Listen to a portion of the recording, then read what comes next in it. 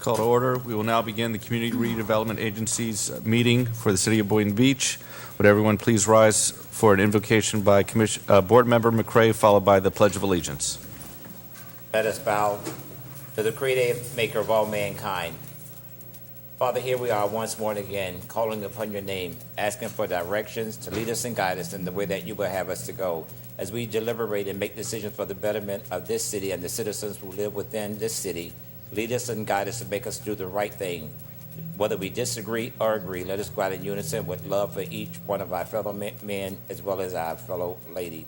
Father, we thank you, Lord, for first being first in our life. Continue to bless us and keep us. In your name we pray. Amen.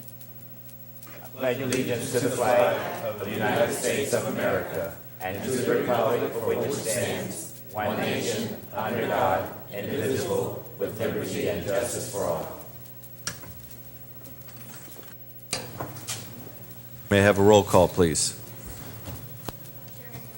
Here. Here. Present. Here. Any additions, deletions, corrections to the agenda?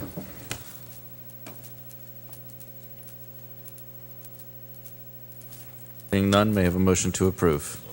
Second. All those in favor state so by saying aye. Aye. Agenda is approved. Legal, anything to discuss? None. All right. Informational items and disclosures by board members and CRA staff. Commissioner McCray, would you like to begin? Thank you. I have no disclosures tonight, nor any conflicts, and just want to say I'm glad everybody survived the 4th of July. Thank you.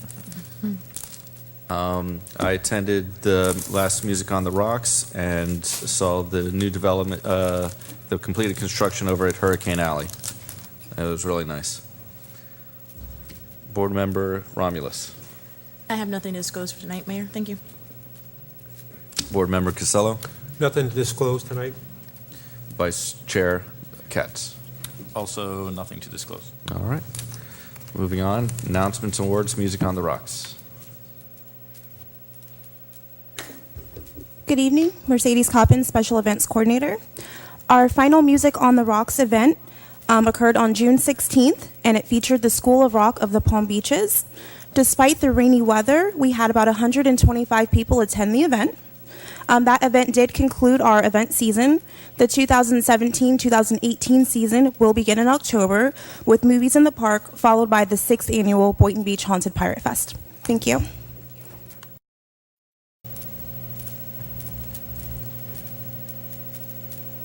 Moving on to consent agenda. Any items to be pulled? Seeing none, may I have a motion to approve? Second. All those in favor state so by saying aye. Aye. All those opposed? Motion passes. Moving on to public comments. Would anyone like to address the board? Please limit your addresses to 3 minutes.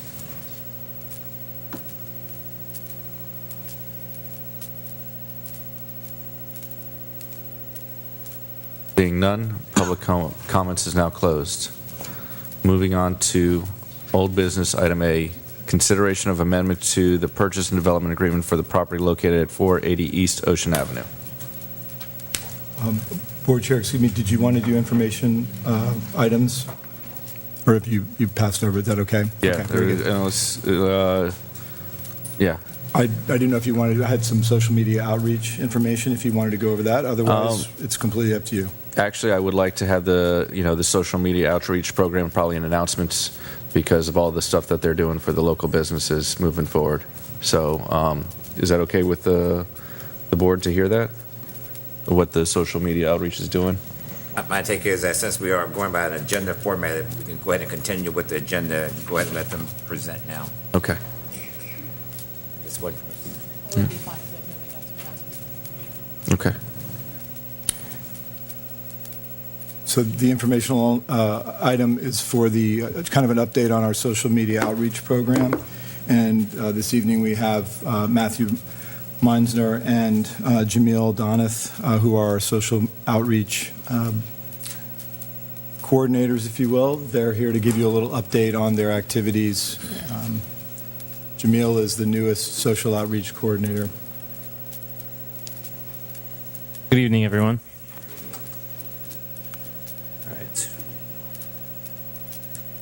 All right, so just to let you guys know, currently we are working with 10 plus businesses right now. Everything has been set.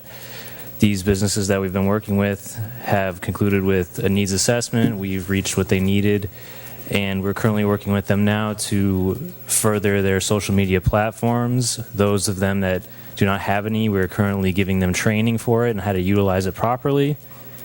As of right now, we are pushing their events on our own social media platforms and teaching them how to do that as well. I'll give you a quick...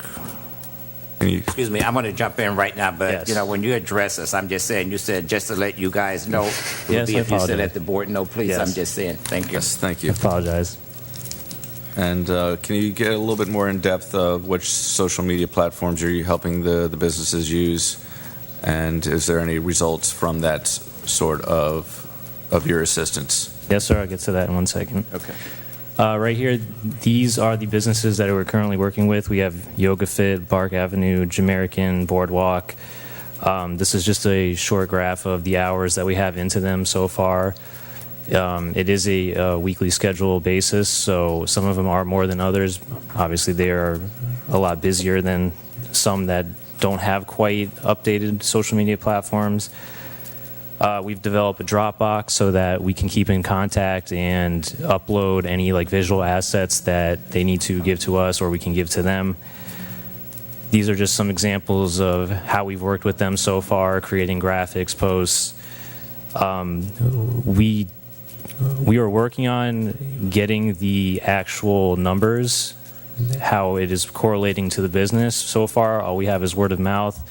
It seems that the social media outreach program is working and is benefiting them slightly, but we are working on getting those numbers and putting them into a spreadsheet. These are just some more examples: updating websites, putting social media buttons in, creating custom graphics, sharing events. These are just some of the analytics right here. I don't know if you can see that properly. No, can you Yeah. please tell us what the best analytic? So Facebook is highly receptive right now. Like I mentioned, Twitter, Instagram are kind of far off into the distance. It's kind of a foreign concept to the majority of the business owners, so we're sticking to Facebook. But from what we see since the program started, likes, attention, impressions all have been on the rise slightly, and we hope that it continues further into the continuing months of the year. And now, are you also helping these businesses doing email programs like a constant contact? Yes, sir. We're working with these businesses to target search engine optimization, doing email blasts, those kind of things. How many businesses are there in the CRA district? That's a good question. Well, how do you know? I mean, so you've only reached out to the ones that you know of?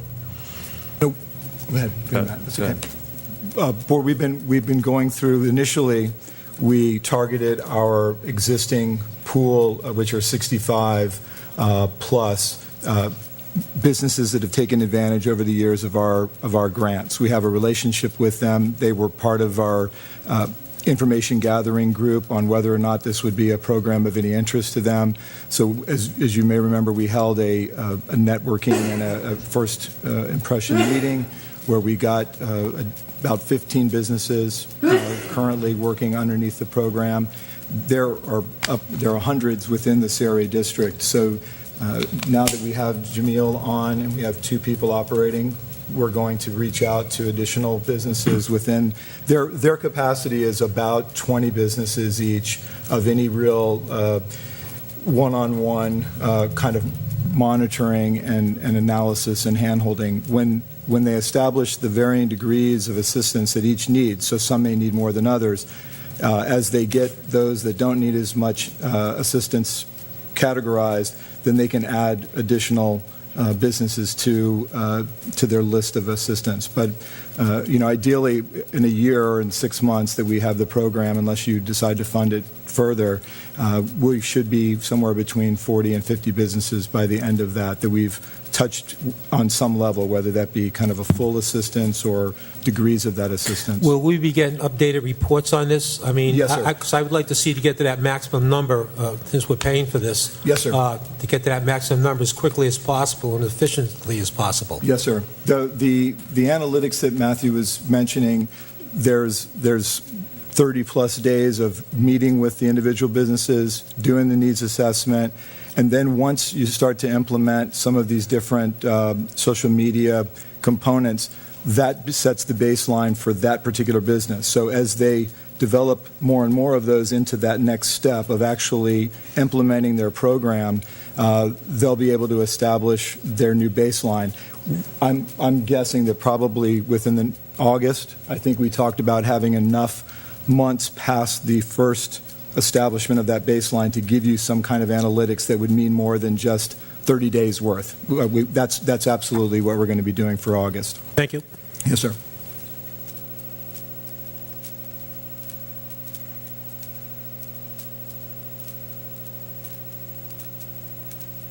Thank you. Thank you.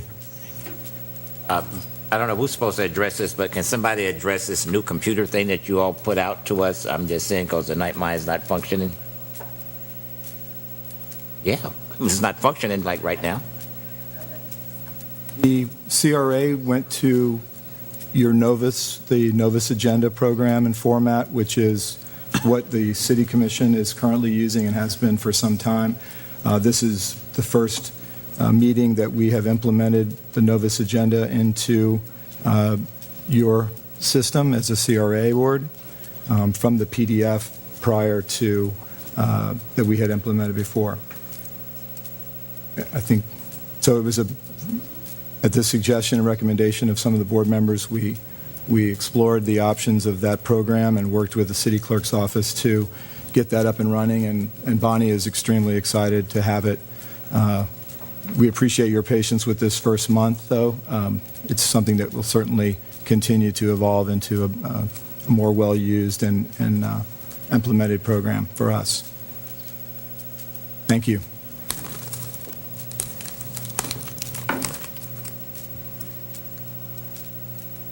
We're now moving on to the consideration of amendment to the purchase and development agreement for the property located at 480 East Ocean Avenue. You want to speak about information item D? No. Okay. Sorry. So,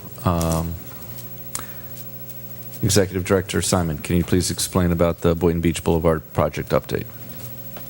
Yes, sir. Board, the Boynton Beach Boulevard project has been implemented. It's underway with design and meetings with FDOT and CRA staff.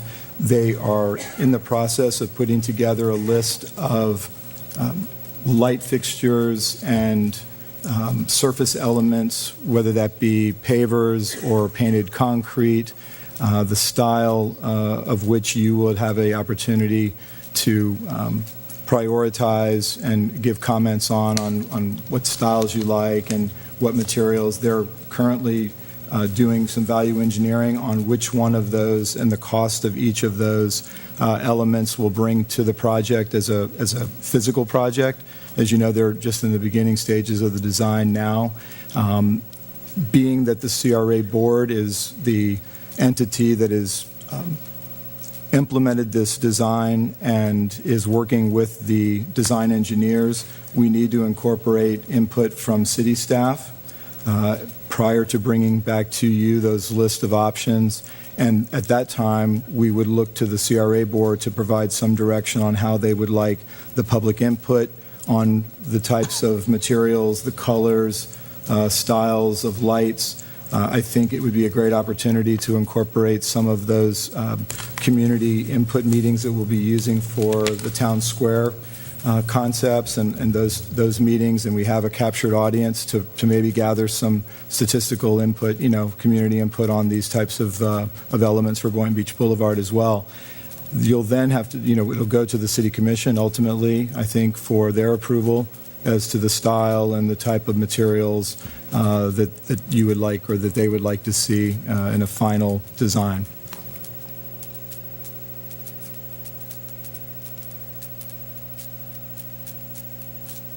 Currently, we're on schedule. All right. Is there anything more informational items for the board? Seeing none. Moving on to item 13A. Consideration of amendment to the purchase and development agreement for the property located at 480 East Ocean Avenue. Yes, Board, the item before you is a request for an amendment from the owner of Ocean Avenue Pride LLC, the property located at 480 East Ocean Avenue. This was a property that the CRA once owned, otherwise known the Little House. That property was sold to Ocean Avenue Pride LLC, and they have been working on the renovations of that project into what will be a new restaurant. We're very excited about that. The request has come in because under the previous addendum to the contract provided 240 days for construction completion, and due to some delays in the delivery of some important elements such as the windows and some of the other construction materials for the porch, that they can seal that outside portion to break through into the interior walls. It has held them up, and they would otherwise simply have expired that particular item within the contract. So the owner of Ocean Avenue Pride is asking for an additional amount of time to obtain his certificate of occupancy to the end of September 30th, which is an extension of about 35 or 40 days to where he, in the original contract, it said it would be I believe it's the 15th of August. Oh, August 2nd, excuse me. I don't see any reason not to support at this point. I think that the evidence of his efforts are pretty clear on the street, and he's documented his delay. So it's up to you, of course. Michael, what has he done to the property? I haven't been there in a couple of weeks. What has been actually done to the property to this point? Because it looks the same to me. Well, I was there today. No, changed. Yes. Okay, good. Yeah, yes, sir. The exterior porch that was a canopy, kind of an awning porch, has now been enclosed, or is just missing the windows to become an enclosed porch that will then open up. I'm getting Yes, sir. confused with the other property. That's okay. I know, right? Yes, sir. Yeah. In that case, you're right. Yes, My sir. mistake. I'm sorry. Yes, sir. This would be the Little House. Yeah, Michael, let me ask you a question. I'm just Yes, saying, if sir. we grant this to September the 30th, will that be an opening after September the 30th? I'm just saying because it seems like the Little House, nothing is happening. This is what I need to know. If we grant it, can we expect an opening, October 1st or something like that? Yes, sir. That's how I would treat your approval of the extension. And at that point, they would be then out of contract if they weren't able to obtain the certificate of occupancy by the 30th of September. And if that was the desire of the board, you could pursue a legal avenue at that point of a remedy. Motion to approve. I'm going to second it until September the 30th. I'm not sure if Mr. Lucibella is here this evening. Oh, hi, Richard. How are you? I don't know if you'd like to speak with the owner of the property. We're good, because when I said the date, he did like that, so we're good. I'm just saying, Yeah, if that's enough time, moving forward. Any other discussion? I pass by there every couple of days. I see people out there all the time working. They're definitely doing their due diligence to get that project done. So I'm definitely in favor of getting that project a little more time if they need it. Board Member Casello? All set. I apologize for my confusion. No worries. Okay. All those in favor state so by saying aye. Aye. All those opposed? Motion passes unanimously. Well, moving on to item 13B, discussion and consideration of the budget for full year 2017 to 2018. Yes, Board. This is a very exciting time in our annual year as we approach discussion for the next year's budget. And if you remember at your June meeting, you had an exercise of going through your project fund, which a spreadsheet is on the in front of you and is on the presentation wall now. Your draft project fund budget items is in yellow, and the CRA Board's exercise in creating a draft project fund budget is just to the right of it on the screen in kind of a light green color. Additions to this evening's exercise are that we have identified, I think more obviously, rollover funds that you, I think, are at a point in our fiscal year to begin discussion on, which we did not get into in June. We didn't want to add to that discussion yet. And at the top of the page there, you'll see $500,000 in project fund release of working capital. These are POs that have been part of the 15-16 and then 16-17 fiscal year that have been released, officially ended projects or set aside contingencies with various contracts or various work orders that are available in the amount of $500,000 to add to your available project fund, now bringing it to about $5.8 million, $5.9 million. We've made that change in your total amount of funding to be allocated into projects. That can be for this year or in a future year if you so desire to identify a project, let's say, for the fiscal year 18 and 19. So I would, if you want to go through the CRA Board recommendations, we can to see whether those are things that you support or don't support. Or we can go through your identified rollover funding and discuss that as well prior to your going through your allocated line items. Michael, excuse me, before we proceed, in regards to this flow chart that you gave us, okay, I need to know the entities are like the polices that is on MLK Boulevard, this whatever you call the director of development or whatever they call it.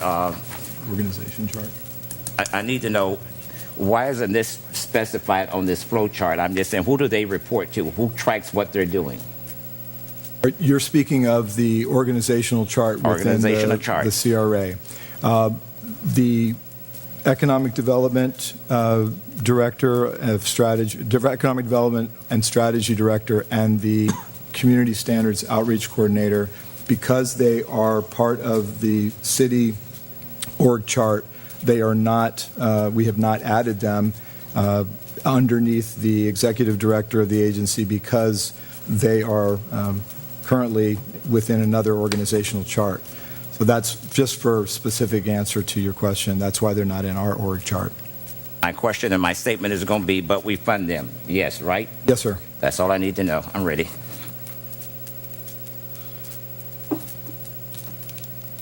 Asking questions about the CRAB recommendations versus what we might do as a board.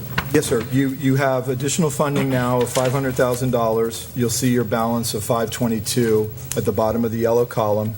So if you made no changes to start with any of your past recommendations of June, you now have an additional $522,000 to attach to a project in this fiscal year or in a future fiscal year. And in the column without any coloring at all to the left of the yellow column are identified rollover amounts of funding that have not been expended this fiscal year that you can leave in the line items that they are currently in and carry them forward as rollover, or you can reallocate them or reassign them to projects that you identify either in this fiscal year approaching or in a future fiscal year.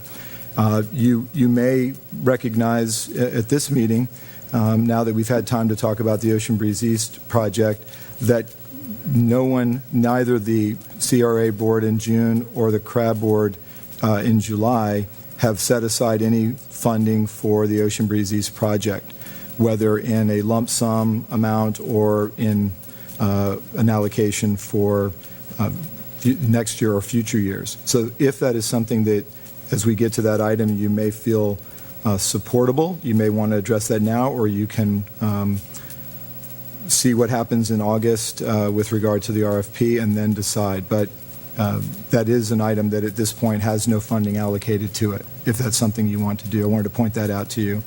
And in the recommendations of the CRA Board, staff has looked at their reductions and have kind of performed an exercise on how to reach these lower level thresholds like special events, or lowering the business incubator program and other recommendations that are less than what you had supported in your June meeting.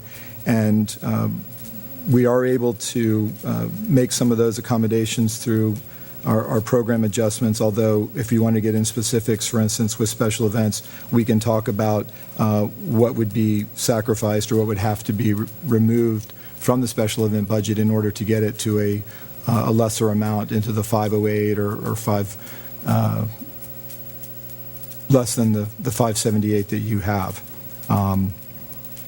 Neither board in the June meeting of your board or the CRA Board supported funding for the CRA's special event grant, which is kind of where individual entities can apply for funding assistance to hold a special event that would benefit the business community or other entity, as you so choose, in the design of that program. So that is mutually been supported as being removed. The CRA Board also recommended an additional neighborhood policing Excuse me, officer. Michael, stop. Yes, sir. I need to go all the way back to Ocean Breeze East. Yes, Okay. sir. So can we get an order Yes. that we want to do this? Yeah, Let's one get at a a time. consensus real quick. Great. So Thank you. I just want to know, so we, as the board, CRA Board, have roughly 2.6 million with the 2 million rollover and the 500,000 to allocate in between the projects for the CRA. Is that correct? That is correct. Okay. So let's go with, starting with Ocean Breeze East and work our way down. Thank you. So, Board Member McCray, what would your suggestion be? My suggestion is that I want to make sure that there's funds set aside, that if anything come up for Ocean Breeze East from anybody who submit an RFP, that we have funds available. And I need to hear from you all that we do have funds available. I might as well offer a motion to amend the agenda to move the Ocean Breeze East item, because I'd rather talk about what our potential RFP is going to be like before we start allocating funds. Like if we're going to talk about that particular project and set money aside, we still have yet to define the parameters per that RFP. So I'm not prepared to talk about setting money aside for something we haven't defined yet. My take is that I don't want to set money aside at this point, but I do want to know that we do have money available. This is what I'm asking the director. I'm not asking another member of this board. I'm asking, do we have money set aside that if something comes in, we could afford it? Depends on what we do now. Yes, there's money available, roughly $2.6 million that was identified by the board chair moments ago is available for you to allocate in any way you'd like, or you can look at items that you've previously allocated and adjust those as well. I'm in For favor. Ocean Breeze East, but I'm there in is favor funding. of just, as long as I know that there's funds there, I'm in favor of holding up until we get to that discussion, but I want to make sure that there's funds there. I don't need to hear from the CRA Board tonight. They made their recommendations. I'm dealing with this budget that's right before us right now, and this is why I'm concerned. So then I suggest we look at the items that have rollover from last year and decide whether we want to reallocate those funds for those specific purposes. 'Cause Request the board that we move this item to the end of the list and get through the rest of old business Okay? and new business, Thank you. and then we will talk about the budget at the last part. Does that sound okay? Yes. So Yes, may I have yes. a motion for reconsideration of the agenda? Motion to amend the agenda? All right, all those in favor? Aye. Aye. Okay, we're going to move on to item 13C, consideration of the purchase and development agreement for the CRA owned property located at 222 North Federal Highway, AKA the Ocean One project. And also, would someone please remove item D, because they are kind of linked. Motion to remove from table. Second. All right, all those in favor? Aye. Aye. So, Michael, we're on to item C and D now. You want me to? Good evening. Evening. So on the purchase and development agreement, which was you approved at your last board meeting with some caveats, the draft that is in your backup simply reflects those requested changes. And as you recall, you did not want the document executed until the tax increment revenue agreement was agreed upon and executed. So the document hasn't been executed for that reason. Reference is made to that document in here as the baseline for the time period for which the developer will have to begin construction before the deed restriction requiring the plaza construction would kick in. So as it is before you, the changes you see in strike through and underline and comments reflect the changes requested at the last board meeting, and this is just provided to you as an update. And when we move on to the next agenda item, which is the tax. Ooh. Yeah. When we move on to that, and if that's approved, this will be ready to approve with exhibits. So if there are any questions?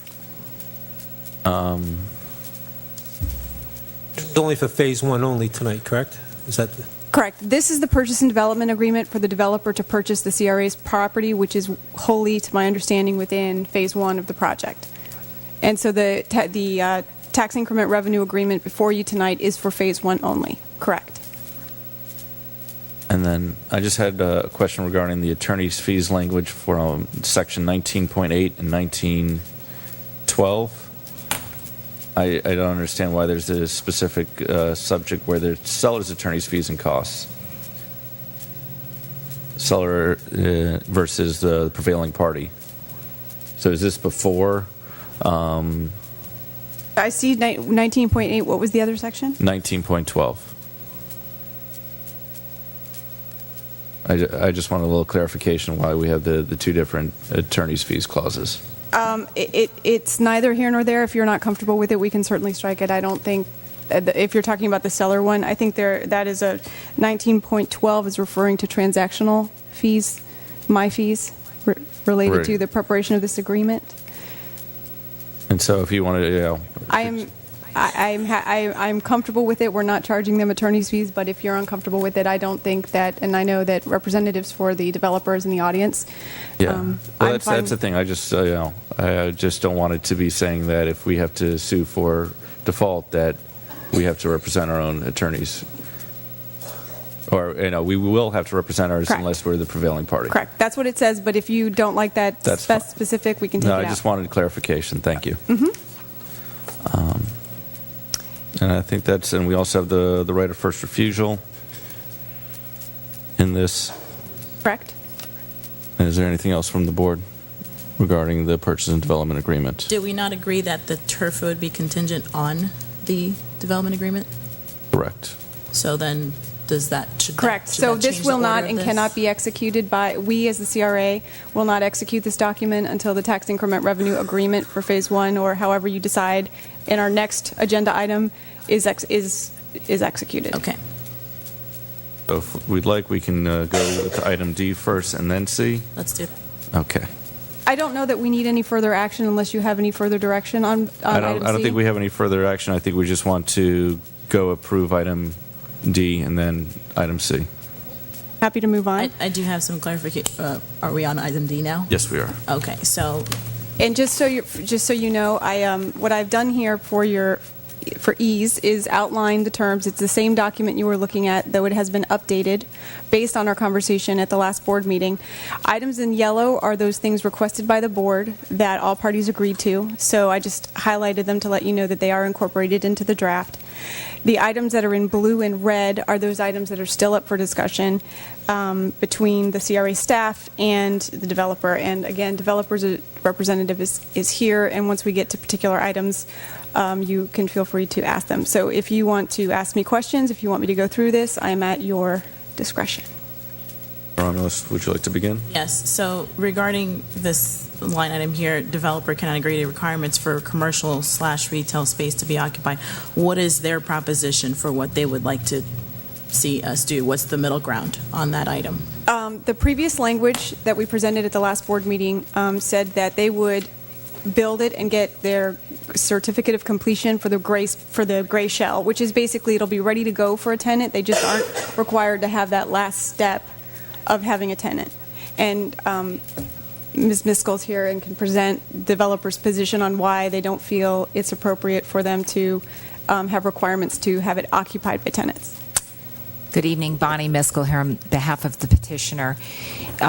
So essentially, what had originally been negotiated was that the entire building is going to be built. As you know, the retail space is within the first floor of the overall building, so everything will be done from the outside. The only thing that will remain is the build out of the tenant space. Obviously, until we have the tenants, we don't know what their interior space needs are. So that would be done later, but the CRA would receive the benefit of the full cost of construction of the commercial space, less any tenant space, when the building hits the tax rolls. What I want to make clear to you is that this retail space is not a significant amount of square footage. In fact, it's about 3.4% of the overall square footage of the building. So approximately 97% of the building is residential. When the residential hits the tax rolls, you're going to receive that benefit, the tax benefit associated with that, as well as the cost of construction for what the commercial space involves.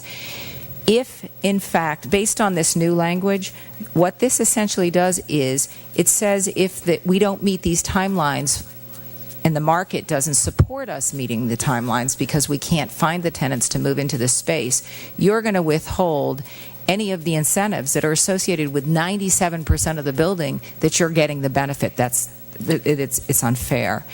Furthermore, the biggest problem that we have is that we've built a pro forma, and that pro forma came up with a number for incentive that we asked for that assumes that we're getting the incentive, and that's the money that we're showing to our investors and our lenders. So if we give them this new language and say, well, the incentives are in jeopardy, if we don't meet the 2-year requirement, we don't get them, then we will not find a lender to loan on this project. We designed the money based on receiving the money in accordance with when the property hits the tax rolls. That's what the lenders are going to look for, and that's what the investors are going to look for. So, this language puts the 3%, it's like the tail wagging the dog. The 3% is going to determine what happens on the rest of the site. It's just not going to function, and it will put the project in jeopardy.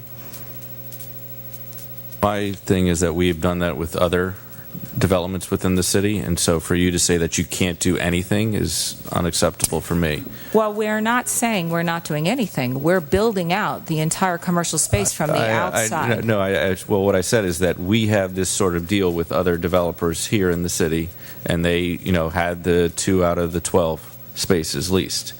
We're saying that you have, I think, 4 or 5 spaces of retail or less. Well, we have 8,500 square feet, and if you get a big user, they might use the whole thing, and we could be fine in the first 2 years.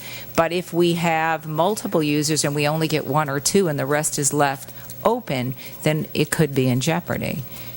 So the issue is that the reason why we put a percentage and not based upon the number of users is because you don't know what you want to build out there. Well, we it's don't still know what going to the be demand vacant is. Commercial space. And that's kind of where we want the incentive of the developer to help out the businesses. As you know, we have economic development grants. I don't think that it should be that hard. I do understand that if you don't have, by the end of the first year, of any commercial tenants, you might not get any of your money, and that's very scary for investments. If you want to push that back and say starting of the second year with 25%, I'd be okay. But we want to have we understand that we want businesses coming into the CRA, and we want to have the developer help incentivize that because we are also incentivizing that as well. Well, I just want to again reiterate that the retail is 3% of the overall square footage of the entire building. So what this language does is if we don't meet these trigger dates, you withhold 100% of the incentives because we haven't filled 3% of the space. That number doesn't work. Perhaps an alternative suggestion is that you withhold a percentage of the incentives, not 100% of the incentives, because you're getting more than 97% of the taxable rate back. So perhaps you withhold, so if it's 3.4%, perhaps you withhold 5% of the incentive money or 10%, but you're holding 100% of the incentives that we built in the pro forma because we haven't filled 3% of the space. That's just not, no one will accept that. We know our lenders will not accept it. We know our investors would not. So it has to be something that is fair. We want to fill the space. We're building this space. The space is not of value to my client to be empty. So this is not a case where my client isn't going to be motivated to lease the retail space that they've already built. That's revenue that they're losing. So we are motivated for that space to fill up in the second year, or even in the first year if we could get it. But what we don't have control over is the market. If the city can't control the market, nor can we. We don't have any extra tools. You have economic incentives that you can offer. We don't have those. So we're reliant on what the market will bear, and no lender is going to take the risk that they're going to lose all of the incentives because the market might not support it. They're just not going to take that risk. So it would be more equitable to have a holdback, but certainly not holding back 100%. That's just not fair when you're getting your taxable rates when they hit the tax roll. And it's a lot amount because it's 75% of the taxes for the first 7 years. So the way this reads, 25% of the space has to be occupied during the first and second years. To receive 75% of the taxes. That's right. And the next trigger, and that may be fine. You know, I don't know. I'm not obviously a leasing agent. The next trigger is 50% of the space has to be occupied between the third and fourth, fifth and sixth years. And if we don't reach 50%, then we don't get 75% during that period of time. And then the last one is the lesser rate. Again, we're talking about the tail wagging the dog. If you're receiving almost 100% of the taxable rate on the building when it hits the tax rolls, and you're withholding it because we haven't met triggers that we don't have control over, that's more punitive and is not something that we have control over. You know, we are motivated to lease the space. The space is built. It just the tenants haven't. And if there's no tenants, you still have to pay the taxes. We are paying the taxes on the total cost of construction of the building, which includes the commercial space that we are building. And so it's also an investment. You know, there is a risk involved that nobody wants to live in there as well, but you would still have Well, that's true. And the tenants that are moving in are not going to want dark space. They're going to want the services too. So we are very motivated to fill the space. We just don't have control over what the market bears as far as the commercial users. Speak with Board Member Costello because, you speak about this a lot. So. Yeah, I do. And you make a good argument there, Ms. Miskell. We're going to get 97% of the tax of the building, 100% of the tax of the building, and you're not going to get anything because 3% of the square footage is not filled for whatever reason. You mentioned a couple of percentage points, 5%, 10%. Would your petitioner be comfortable with the 5% if we hold back 5%? Is that something they can live with to make the board happy here? Absolutely. I mean, I think it's I think we're talking small numbers, and I think your argument is right. I don't really have a problem that these spaces won't be filled, especially with the, 500 Ocean across the street from you, this beautiful building that you're putting up here. It's going to add to our tax rolls. It's going to add to our revenue into the CRA district. So I don't want to jeopardize and torpedo this project for, we're talking percentages of a square footage of a commercial space that we're pretty much sure that it will be filled. But I can understand the triggers that you're talking about, and when you're borrowing money to do a project of this size, your lenders get a little skittish. They assume the worst case scenario. They always do. They always do. So if you're agreeable to that 5%, whatever that might be, and it might never even come to fruition. I'm sure that this is going to get filled up pretty quickly. I think maybe I would ask the board to go along with that kind of a suggestion, and let's move forward with the next one. I heard 5 or 10%, so, she did say 10, so. I did say 5 or 10, so either one could be considered. So I'd be considering 10%. I would support that as well. And Bonnie, I want you to be mindful of the word unfair. You did use that several times tonight, and understand that, these are taxpayer dollars that, as this new building is being built, you are obligated, and I understand that maybe you don't want to, but you're obligated, your developer is obligated to pay, and we are incentivizing you by giving a portion of it back. So there is really no level of unfairness here. This is an exchange. So we are grateful for you to be coming to the city and to be providing the new residential units and the new jobs that this will be bringing. So we want to have a fair play in this, and this is why we're being a little hard-handed regarding these commercial units. If you look at the past experiences that we're referencing, we don't want to have a repeat of that. It would behoove us to not repeat the mistakes that are past. No, understood, and I understand you are a custodian, Exactly. and you're doing a fine job of it, as a matter of fact. Right. So, thank you. Ms. Mill, can you give me a number, like what 10% would equate in dollars?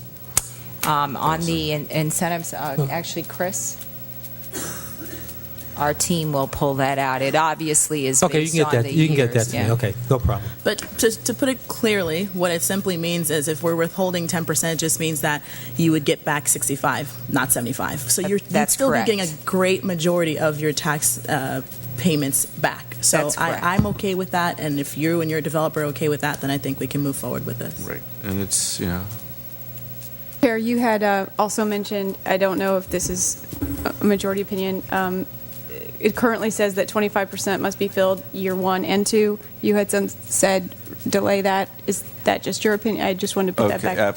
absolutely. So is the current schedule of 1 year having 25%?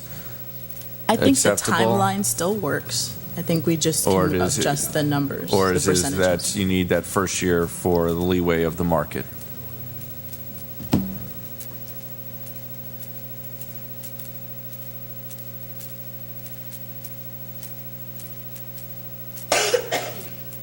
Yeah, so if we could clarify, because the way it reads, it says first, let me get my Yeah. glasses back on. If we could just say the end of the second year, I think that would be helpful, because that's always the most difficult.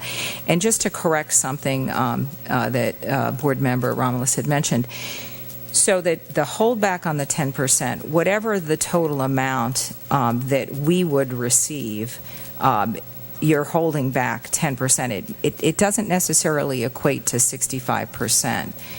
So I just want that to be clarified, because that's just not how it works. Oh, I understand. Okay. It's the number, right. I got it. It would be a hold of 10% of whatever the number was that we'd be receiving otherwise. Thank you for clarifying. Okay.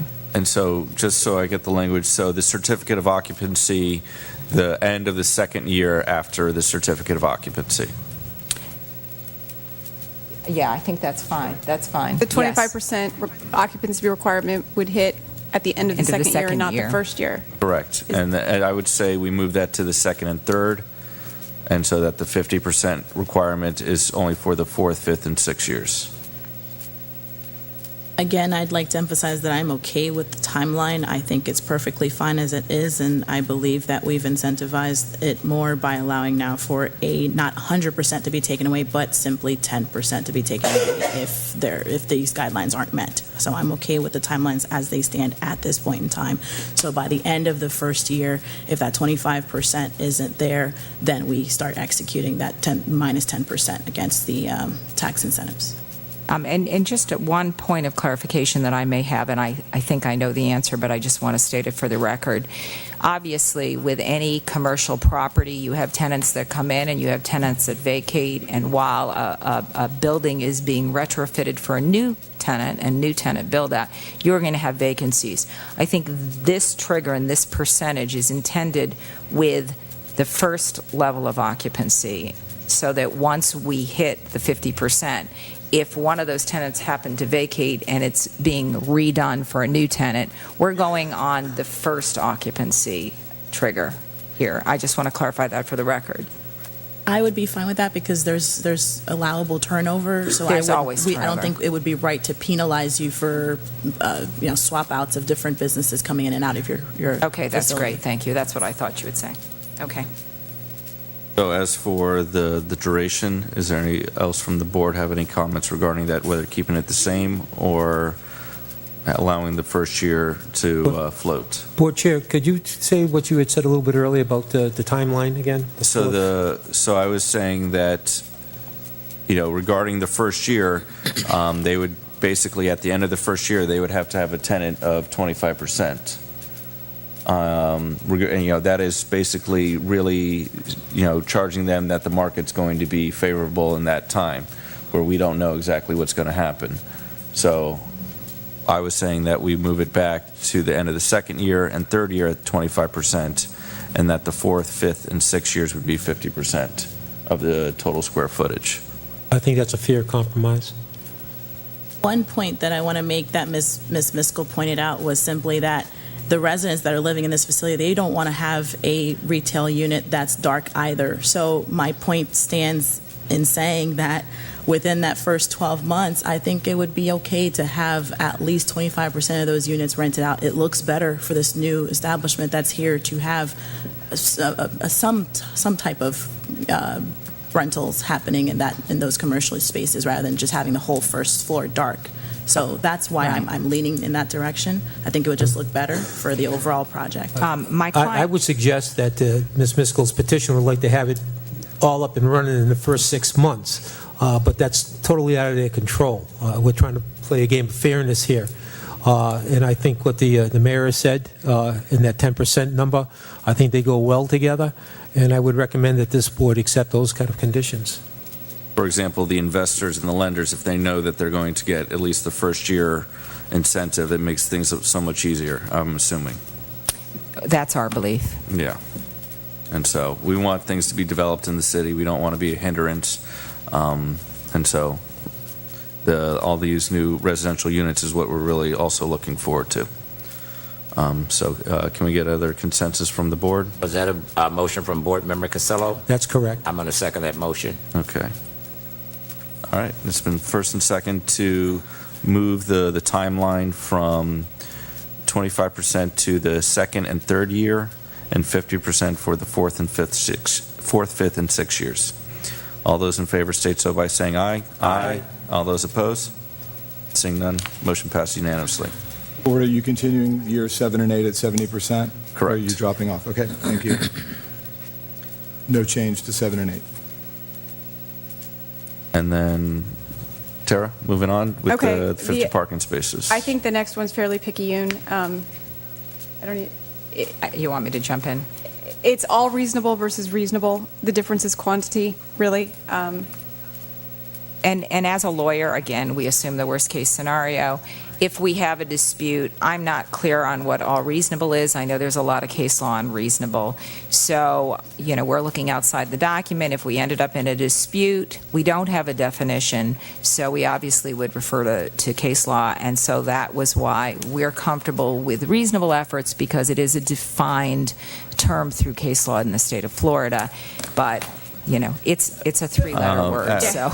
The prefix of all means that you would have to go through every single thing possibly to get this done, and I don't think that's, a good idea because there's so many different possibilities. The one thing that I do want to point out is that, the item of coordinate job training and placement with Boynton Beach Community High School and South Tech Academy in Boynton Beach, I'm really looking forward to seeing that work. I think the newspapers are going to pick up on that because that's really, the public-private partnership working with the schools and really making the community a whole. And we're very excited about that as well. So unless anyone else has otherwise, we'll delete all. The next two are larger issues. The first one is assignment. Currently, the assignment provision to a related entity requires prior written consent of the CRA. That's meant to be a notification issue. The developer would like to eliminate the requirement for prior written consent of the CRA. Or actually clarify, if in fact it's simply noticing that it's within the term of the agreement which requires it to go to an owner, if it's simply a notification and I don't have to come back to this board, request a public hearing and discuss it with you and get your permission at the public hearing, that's different. I'm just not really clear on the language, so. I think the issue is that we were working with one entity to do the TIF agreement now, and so if we have to give the money to someone else, we want to know we want to approve who we're giving that money to. And that approval would be based on what? Could it be denied? No. Because you don't It's have more it? of, that, if you're almost like, assignment, subleasing that someone else is taking your place. We want to get the same assurances. We're not asking for anything more in the contract. We're just saying that we want to have them come up here and give us what you're doing right now, what they look forward to do with the property, because of the previous conditions of the 50 and 70% as well. If the board would like, going Yeah. back to our favorite word, reasonable, you could add, which will not be unreasonably withheld. So you would have to give consent, but it can't be unreasonably withheld. So if the That's what I was looking for. I think that would be acceptable. And there's one other thing that I don't think is here is that for the green designation, the TIF lists like 6 different green designations. And it's or. So can we narrow that down to maybe 2 or 3? Well, you may not want to, because depending upon the nature of what it is, whether it's the air conditioning systems or, some are better than others. So you may, in your building department, might like one over the other depending upon how we're doing it. So that's why we had that, because in some instances, one standard is better than the other. Well, the issue is that I know with LEED, they have the bronze, silver, gold, and platinum. And so there's all these different levels within a designation. So you could get the LEED bronze, which is not as good as something else. So is there some sort of agreement that we can have on the level of the certification so that, Isn't that kind of out of our purview? I mean, would that be something like the buildings department would take into effect? well, that's the now we're trying to dictate what, No, I just want clarification. Is that, are they, trying to get, have the bronze level for all LEED, or what, because there's 6 different categories of energy efficiency that I'm not really aware of, that I'd like to have a little bit more information. What exactly is the building going to be moving forward? Is they going to have the platinum with the solar panels and wind turbines, or is it going to be more bronze where they're going to have, some shade? Yeah.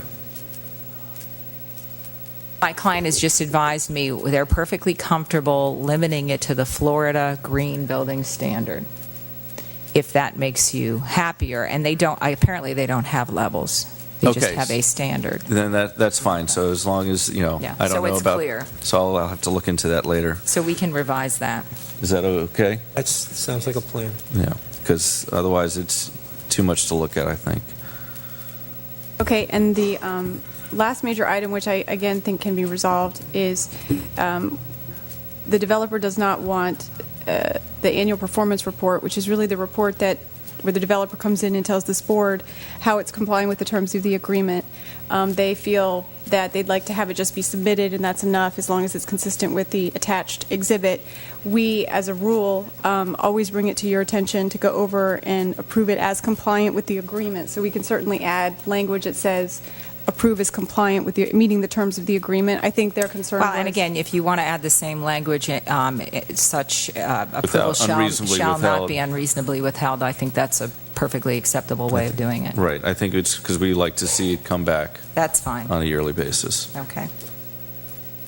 Finally, just a status update. This agreement is solely and only for Phase 1. It's not tied to Phase 2. That agreement has been drafted because of the holidays. We've been working hard to bring everything back to you at once, but we've all been taking vacations at different times, so it's been a little difficult. But the Phase 2 draft has been prepared and provided to the developer, who's reviewing it at this time, so we will bring that back at a later date. But again, this agreement is separate and apart and not tied to the Phase 2 of the project, which will be on the separate parcel of property. Eric, could you put it in this type of form? This was very easily to follow. This was nice. Yes, I will do that for all agreements heretofore. Thank you. By the way, your staff did a great job. Tara and Mike were extremely proficient and helpful and thorough and responsive, and we'd like to thank them for their... Thank you. So am I to understand now, this phase one, we're all set, we voted, we've agreed, and we're ready to move forward with the phase. We're going to see some shovels in the ground. Yeah, not I'll yet, you even got to bring- vote. I'll bring out my own. Okay. Looking forward to it. Thank you. Thank you, thank you. Thank you. So if you would like to make a motion to approve with the changes we've discussed, I've typed them all here.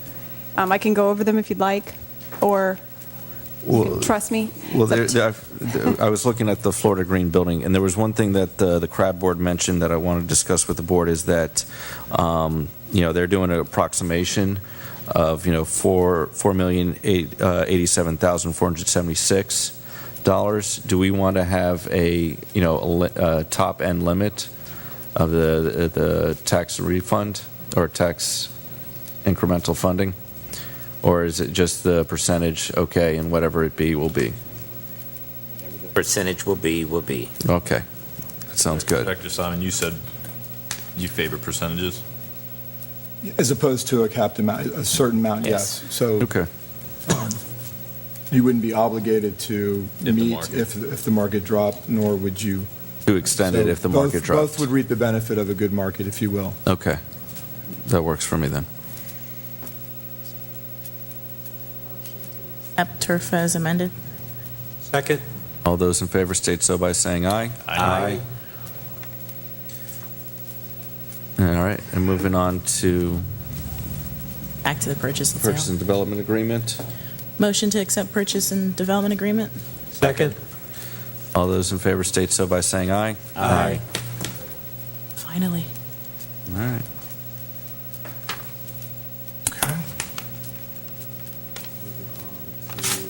Item E, discussion and recap of Sarah Sims Park Master Plan design and conceptual housing component. Yes, Board, I just wanted to bring back this item, and we'll continue to as we move forward, that we did meet. Staff was at the Parks and Recreation Board meeting that was held on June 26th, Monday, June 26th.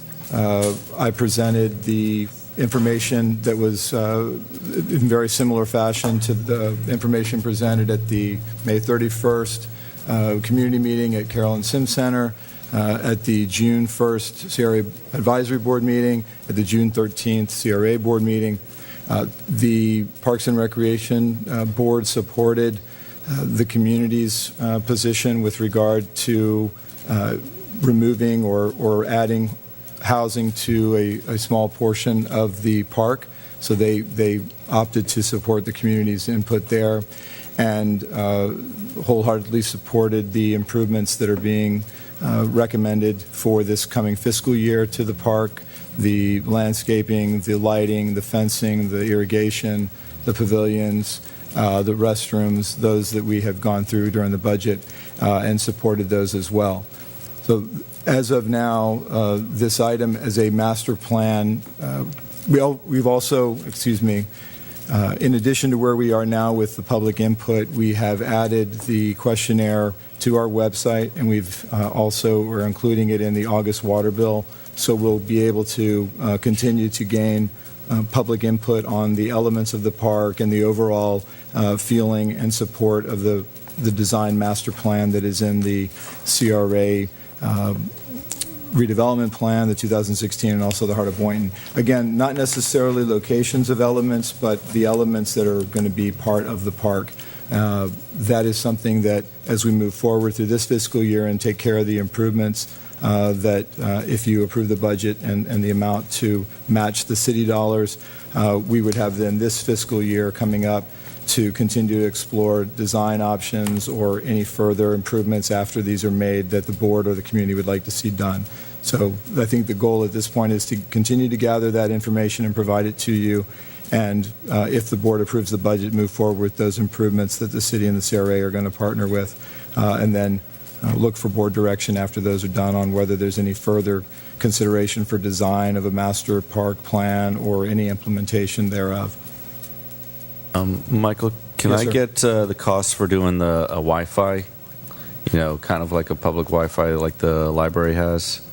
Yes, sir. We can incorporate that into the cost per forma. Once we get approval of the budgets, then we'll begin to start kind of setting aside design of those improvements and any other things that we'd like to add. We have a solar tree for the source of power for possibly charging phones or other types of electronics, as well as the Wi-Fi. So we'll incorporate that when we start looking at the costs and the bidding of those projects, as well as the procurement and the community wealth building aspect of those contracts, and trying to incorporate the philosophy that the CRA and the city are adopting with regard to the looking at these larger scale contracts and trying to get them into a bidding process that local vendors and subcontractors are able to bid on.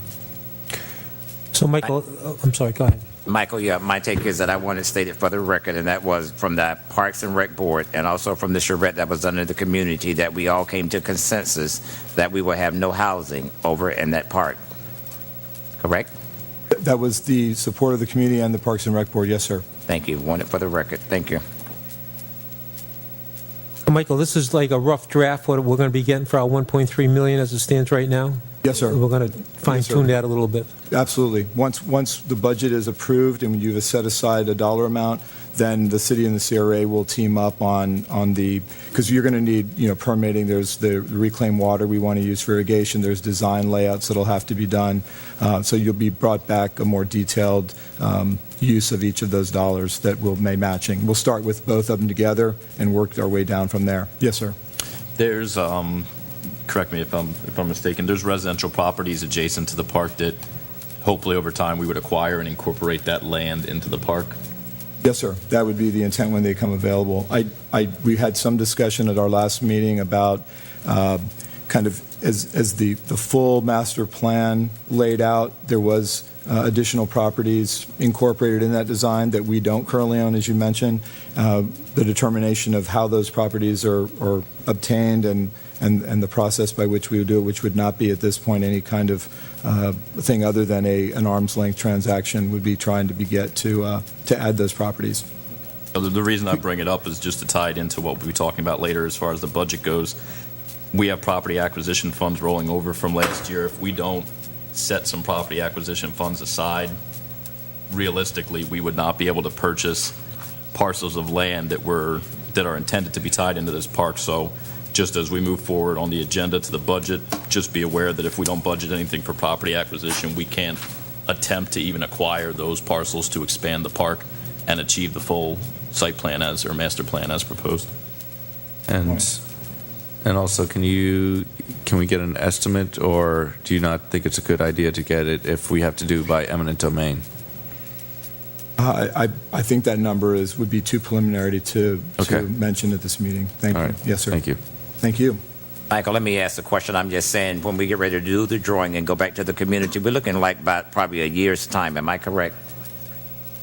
For any overall master plan design that does not include the improvements that are being made during this fiscal year, yes, sir. That would be the direction we'd be looking for from you. And once we have the rough draft, we will go back to the community to get input to see if this is what they want. Correct? Yes, absolutely, yes, sir. Okay. But the improvements that you are improving in this year's budget, those kind of surface level improvements, we would still be bringing back to you, but those with your approval would move forward during this fiscal year and not wait for a new design, if that's what I'm understanding too. I'm good. You need a motion to approve? I don't know. Just a discussion and a recap. I think it's just discussion. No, All no, right. no motion, yes, sir. All right, moving forward to 14A, new business discussion, consideration of the RFQ for the CRA-owned property located 700 North Seacrest Boulevard, a.k.a. the Ocean Breeze East site. Yes, Board. The item before you is as a result of the last board meeting, direction was given to staff and legal to put together an RFP RFQ for the disposal of the property located at 700 North Seacrest Boulevard, the site known as the Ocean Breeze Project site identified in the CRA redevelopment plan. What has been put before you is a draft document that, provided there are no substantive changes, legal has approved its form, again, with any additions that you may make as a result of this meeting. There are some items that I believe as staff and to give the development community, I think, as much specific desired outcomes as the board would like to provide them. There are some elements that I'd like to see if we can't get a motion of approval on. Again, if you decide to keep it in a more broad solicitation, that's fine. But if we do have specifics that you would like to have addressed in the RFP, I would like to present those to you now, and you can decide as a board to take them as a whole or approve them individually. Michael, let's start with the date. Is that timeline? Is that realistic? You know, July 14th, August 15th. That's the window that we're giving them to submit these RFPs. The 30-day window has been designed to meet two goals. One, although we've already done a 30-day notice to dispose, but that would give an additional 30-day notice of our intent to dispose, and also it would provide us a window of opportunity prior to any, if you desired to go through a tax credit application process, those are going to most likely be required to be submitted somewhere at the end of October.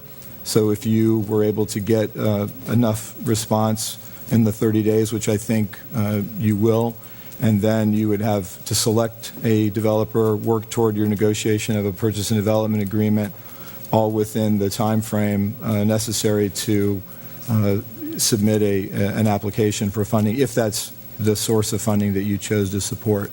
So I believe from a staff level it can be done, and a board level. I would suggest, as I did in the cover, that if you want to, consider a special board meeting at the end of August to handle just the RFP alone. Well, I'm just thinking summer months, these people who write these RFPs, these companies that might be submitting a bid, personnel that essentially writing them might not be there, vacations. That was some of my thought process on that. Well, I appreciate that. I think that given the amount of interest there was from the letters of interest exercise that we went through, that a lot of the information that we're looking for and some of the documentation would be something that was readily available to these. Are you comfortable with this timeline? I think so, yes, sir. Okay, fine. Yes, sir. If you would like to get input from the development community, though, certainly there may be some here that can provide that, but I feel comfortable that we can turn it around quickly. And so this has to be hand-delivered by the end of business? Yes, sir, on August 15th. Okay, so no emails after the end of business? Yes, sir. We would issue it on the 14th of July, and the submission date would be the 15th, no later than 3 p.m. And if the board chose not to hold a special meeting, we have some available dates that I've put in your cover of August 23rd or August 29th, if you so chose to handle this item separately than your regular board meeting in September. It gives you the option. I'm just presenting an option. If you wanted to discuss this solely by its, and not mix it with other agenda items, that's your choice. Those are available. The chambers are available on those dates. Michael, let me ask a question. Yes, What's sir. before us is that we are right now trying to make a decision to what we want to see put over there. We're just going to let the developers themselves come back and tell us what they are willing to build over there. This is what we're doing, waiting for them to tell us what they're going to do, or you want input from us to say what we want to see over there in a discussion. Yes, sir. I would like to get some input from you. Questions you asked the board, or Yes, CRAB recommendations, or? Well, on page 4 of the RFP, under commitment to the project, there are some bullets that I've written in as identifying some financial incentives or some conditions that the board may or may not want to offer to the development community. And one of those is certainly going to be what type of development, if you were looking for one specific or the other, either a senior affordable complex or a multifamily complex. Is there a preference for one of those as a consensus amongst the board or a motion amongst the board, or do you want to leave that open? So, Vice Chair, would you like to? Yeah, we might as well. We had discussion in previous meetings, and we answered questions, and we've got recommendations. I'd like to see us go through point by point and develop out a consensus for each of these, whether it's age restriction, money up front, land for free or cost, TIF payments and duration, all that stuff. I think if we go one by one through them, the RFP will craft itself piece by piece. I think that's a good idea. So, Michael, would you like to begin with the first item? Yes. Is there a preference for the type of development that you would like to see in the response to the RFP, either senior or multifamily? And the way we'll go is Vice Chair will start, and then Commissioner Casella will start on the next item. Yeah, I think, and members can correct me if I'm wrong, but at the last meeting, there seemed to be consensus among a majority of the board that there wasn't a strong interest in it turning into a senior facility. I think it's weird to me that we're talking about workforce and affordable housing, but by making it a senior housing facility, you're telling the people who are in the prime age of the workforce, you're not allowed to live here. So people in their 20s, 30s, and 40s literally would not be able to occupy the vast majority of these units. So there are plenty of affordable senior 55 and older communities. You can literally live on the intercoastal in Boynton Beach for $60-something thousand. I just don't think that, while I'm sure, throughout the country or even state, you could identify that there is an affordable housing shortage for seniors. I think that there are opportunities in Boynton, and you can't say so much for the working age people and community. It confuses me that we would create workforce housing for a population that is mostly out of the workforce and eliminate it for younger people. So I'm adamantly opposed to any age restrictions. I think that if you don't put an age restriction, people over 55 can absolutely move in there because there's no restriction. But if you place a 55 and older senior restriction on it, now you're literally telling people they're not allowed to live there. So I would rather have no age restriction, because people who are 65 or 105 or 25 could live in there. Senior housing excludes a large portion of the population, the majority of the workforce. Board Member McCray. I'm in favor for it to be mixed-use affordable housing. I'm just saying I don't want to see another project over in District 2, as we had before. Mixed use. Okay. So that's all ages? All ages. Okay. I was walking around there. I spoke with the neighbors that are adjacent to the property. They are for senior housing, and I'm also for senior housing. The fact of the matter is that 20% is available to all ages to be senior housing, and that the community wants to remain quiet. They don't want it to be a rowdy neighborhood with all ages all the time. And so I'm for senior housing. And Board Member Romulus? I've said it several times, so I'll say it again. I still want this project to be a project that allows for all ages to live there. Board Member Casella? I say all ages, too. I think it's incumbent upon the neighborhood to have a vibrant neighborhood, all ages. It's nice to have quiet and peace, but I think that's what makes the neighborhood tick. Okay. Next.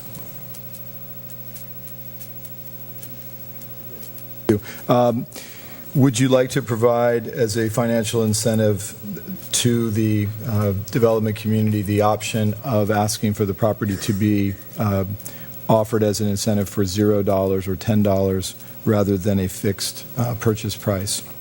Board Member Casella? Yeah, and that goes with a little caveat. I don't mind giving the property, but then we're going to have that discussion a couple of bullet points down as far as the, cash up front and plus the holding the note for 6-10 years, whatever it is, at $6-10 million, whatever it is, that I am totally against. But if it incentivizes the developer to put that RFP in, I'd be willing for a $10 fee or whatever that is for the land.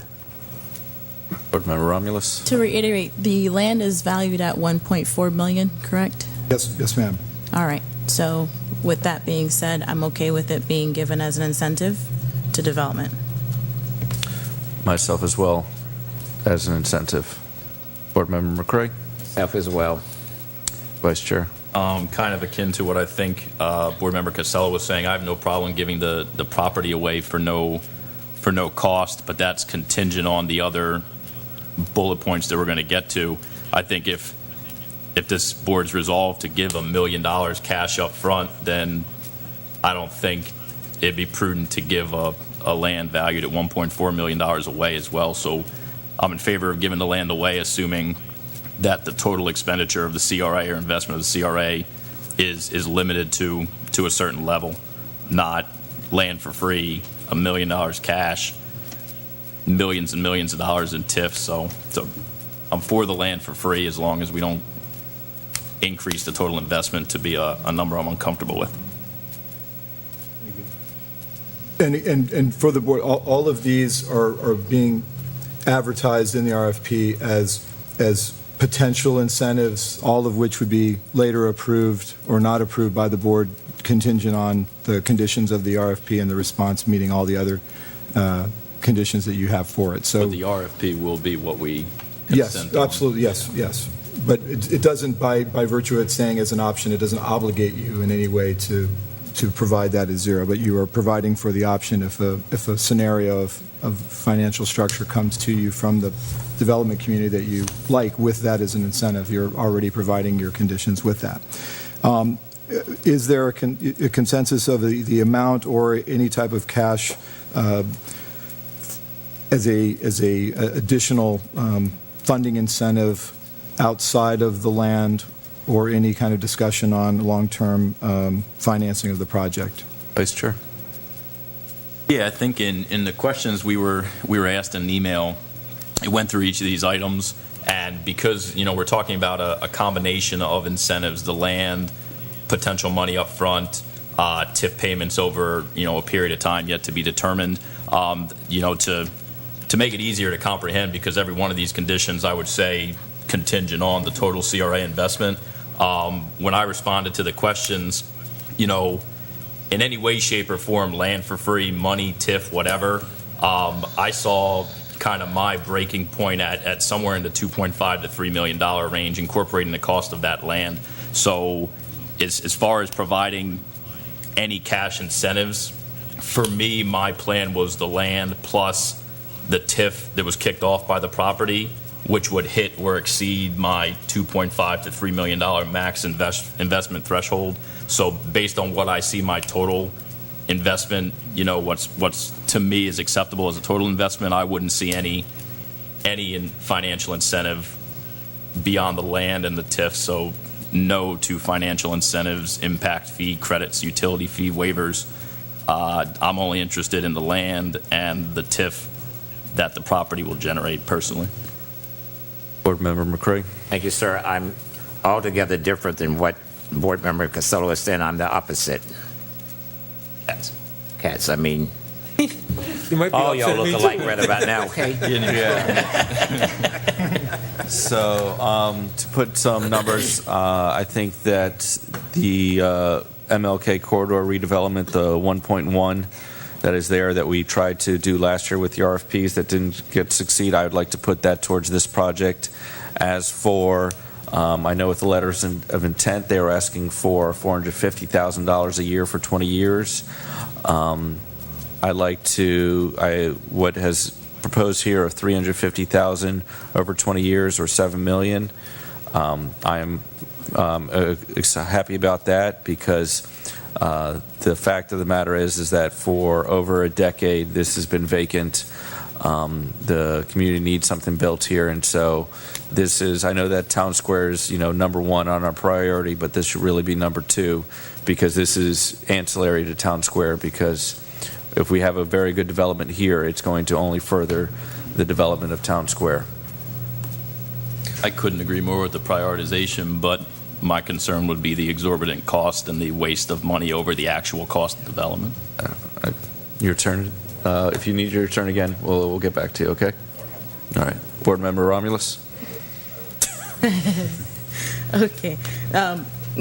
So for our discussion regarding this, Mike, was that in order to go out for tax credit funding, most applicants need to show that they have community support, so that would be in the neighborhood of at least 500 or 550,000, correct? Yes, 551 was mentioned in your letters of interest with a maximum of $1 million. But yes, the answer is yes. So I would be okay, because what I would like to see is whatever property or whatever developer proposes on this RFP, I'd like to have them at least go out for a year, if not more, to get tax incremental, or to get tax funding, so that can help in the cost of this project, right, so that it doesn't have to come out of the CRA's budget, if that's a possibility. And if they get funded, then that's a win-win for everyone in this scenario. So I would be willing to put aside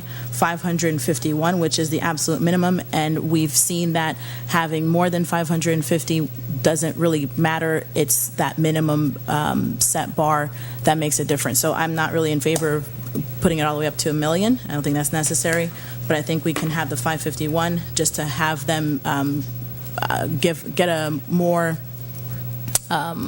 weight in their application for either 9% or the sale funds. That 551 contingent on the eventual receipt of the tax credits. If Yes, those tax that 551 credits is fail, only if they're going for those tax credits. going If for they're or not, receive. What if they fail? let me get there. I know. If they do not receive tax funding, then no, we give none. So that's what I'm saying. If they're going out for funding, and I'd like to see them go out to funding, because that would be a win-win for everyone involved.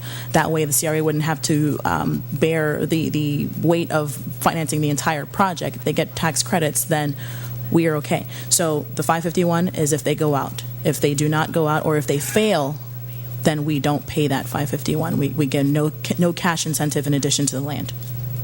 All right, thank you.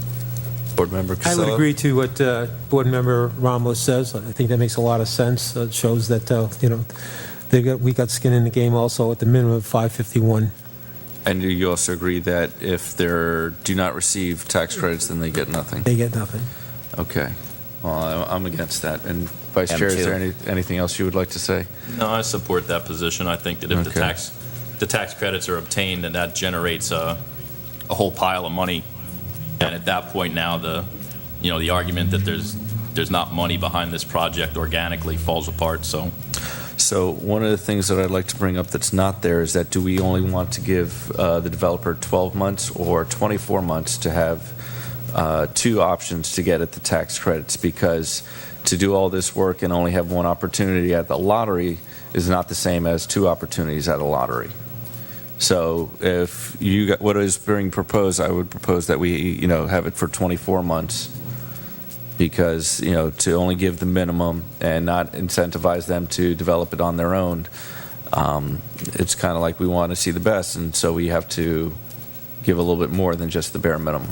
Well, that's fine, but I believe the next point that our director is going to be bringing up is the fact of the back end. What do we want to do? And I think the next point that calls to question is if they do not get funded, whether we say for 1 year or 2 years, then now it falls on our shoulders to help fund them, and that would be another conversation. So I would be okay with 24 months. Either way, again, I would want to have it in a way where they're able to go out and get funding, and it's not the CRA that has to do the entire thing. Vice Chair, do you have any comments on the length of? Yeah, I think if obviously, the concern's been raised that it's not been developed over a period of time, and speed is of the essence to some people. I think that if we stretch it to 24 months, that means that it's going to be 24 months, except for the slight chance that the tax credits are achieved. If we keep it at 12, that means that whoever got the the RFP, whoever was awarded the opportunity here, after 12 months, they're offering to build. The tax credits are a parallel route, not the same route. So I don't agree with extending the time just because after 12 months, if nobody gets the tax credits, whoever was awarded this opportunity should be obligated to build. It's an either or, not a tax credit or nothing, tax credit or nothing. There's no incentive for the affordable housing aspect of it if they don't get the tax credits. But we're given the land, we're given potentially, 100-something% TIF. You're still talking about the incentive is. Oh, you would give up to 100% TIF? Yes, we haven't gotten there We haven't yet. gotten there Okay. yet, but Okay. yeah, I mean, ultimately, All right. not to dive into it, but yeah, there's millions of dollars Okay. potentially. In regards to extending it, I'm not in favor of the 24 months. I could stay with 18 months. I'm just saying that's a year and a half. Was based on the tax credit. Cycle. Yeah, that wouldn't allow them for a second cycle. Okay. Really on a What I'm in 24-month favor of. cycle for 2 years, Okay. or for 2 application cycles. Michael, next bullet point. Well, I think it's kind of wrapped in together with the discussion that you're currently having, which is the decision would be to either direct the development community on how you want this project financed. Does the board support, as you mentioned, a 1 or 2 cycle application process as a priority, as the best case scenario of funding? And if that is not achieved, the CRA is willing to accept a portion of the funding and self-fund that to the tune of somewhere between $6 and $7 million, depending on the final outcome of the project that's submitted. Or is it an either-or where you are going to step to the financial side and fund it right away and not have them go for application? So I think the first question is, do you want to require the successful proposal or proposer to make application for tax credit program, either the sale and or the 9%? That's the first thing. Is that a requirement if they get selected? And if that is a requirement, how many years are you giving them a chance to be successful at that program? And if they are unsuccessful at either time frame, what is the next financial scenario? What is that option that you're willing to give? Is that the point where you are offering the TIF or some from the project with additional funding? Because if you don't want them to go for application, then really the second question becomes the first question. If you want them to go for a dual application process, then the next question is how would you fund it afterward? I'm sorry to say, I think the consensus was that it is tax credit only and not the dual.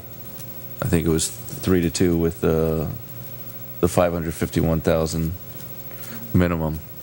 So it seems that it's not having the option for the CRA funding it, if I'm not mistaken. No, that because and you correct me if I'm wrong. So ideally, we're putting together an incentive package that anyone who makes a bid is comfortable with, and if they simultaneously apply for the tax credits and receive them, then they get a free pile of money, and then it's win-win. But my impression was that we're putting an RFP out that people are going to say is enough incentive, and then they roll the dice, and if they hit that lottery, then awesome. If they don't, they're still comfortable with the land and financial incentives and TIF. To me, that was Okay. That was my impression of what was going on. So up to 100% of the TIF.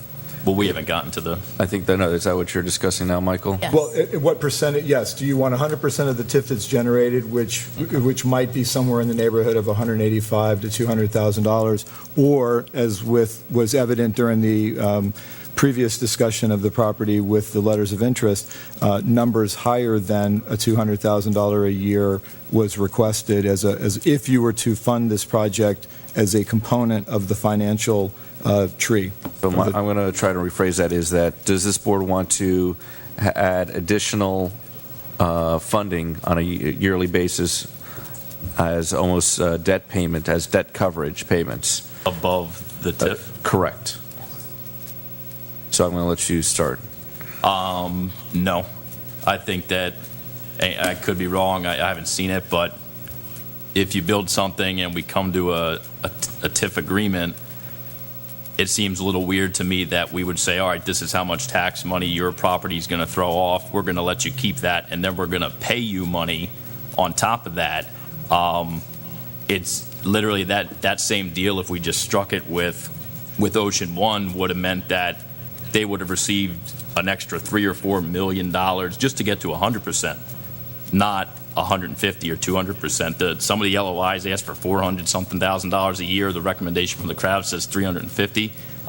My position is you can keep every tax dollar's worth of increment increase, but I'm not prepared to go above 100% of what the throw off is. Okay. I'm in favor of funding it along with the TIF. Okay. So your statement was a little bit off because Ocean One is market rate, and is this what we want it to be, market rate, or do we want it to be workforce, or do we want it to be affordable? Because those three different levels of rents make the difference to developers. Because if they don't get the tax credits, then they don't necessarily have to make it affordable, and they can make it market rate, which means upwards over $1,000 to $1,500 a month rent versus under $1,000 a month rent. That is why we are incentivizing for the affordable housing in this area. So that is why I'm saying yes, I am for up to the $350,000 per year, because I want this to be affordable housing for the community. A lot of the issues is that people aren't able to save starting off, and this is an opportunity for people to save. This is an opportunity for people on fixed income to live in the community, live close enough to downtown, and not have to go out and somewhere else far, far away. So I am for increase above the TIF up to $350,000 per year. Commissioner Romulus? All right. So, Board Member Romulus, sorry. thank you. So the proposed TIF that's being generated, Director Simon, is going to be about, let's just round up and say 200,000. So if we do the math on that 200,000, if we do that for 20 years, that's about 4 million. Yes, ma'am. Okay. Add the 1.4 million that the land is worth, and then add the, no, don't add. All right, so then that would be about 5.4 million that the CRA would contribute towards this property, correct? Yes, ma'am. The And the additional 500. no. No. If we are funding it on the back end, then we Okay. don't give the 551. Okay, I understand. All right. So for the actual project, the proposed build out for the project is about 10 million, is that correct? The estimates in the pro forma were around 19 to 22 million, I'm way off on depending. that. Okay. Now that, in some of those, there was a cost of land included, so that's why I would give you a range of the 19 to 21. So if there was zero land, then I would assume it would be on the lower end of the cost spectrum. So if I understand what you're saying correctly, it would cost about 20 million. 20 million to build the land. Yes, ma'am. And if you take out the cost of the land, then it would be about 18. I would just go with a $20 million Go with complex. 20. Yes, Okay, ma'am. go with 20. Given the elements that you're requesting within it, perhaps. I'm trying to figure out some math here, if you don't mind helping me out. If we were to do the 100% TIF, that would work out to the math that I just said earlier, which would be about the 4 million over 20 years, yes? Yes. If we were to do the 350% TIF, that would be the 6 million? Is that what it is? Pretty close, yes. I'm just getting ready to do it now. That'd be about 7.5 Right, well, you've got interest in there as well. million or so? Plus interest. Plus interest, okay. All right.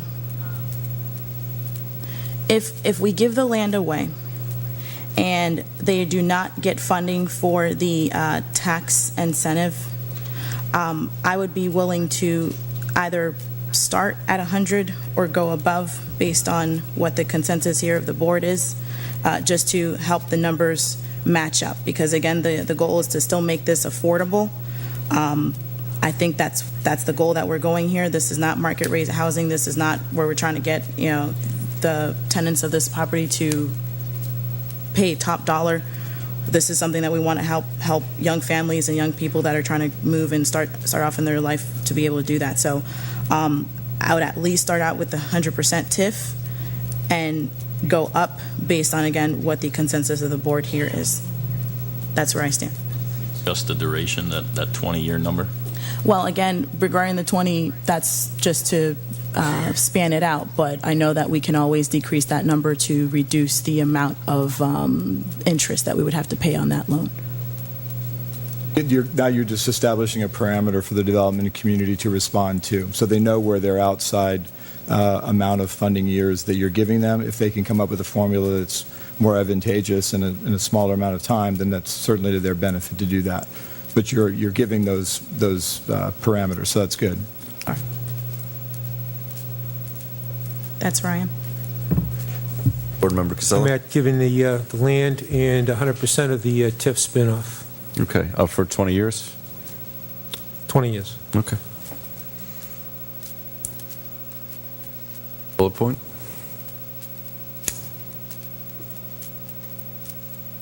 And again, just to recap what I'm saying, I want to be very clear that all three of these bullet points that we've covered are clear. In terms of my opinion, what I see is that the land is free for $1.4 million.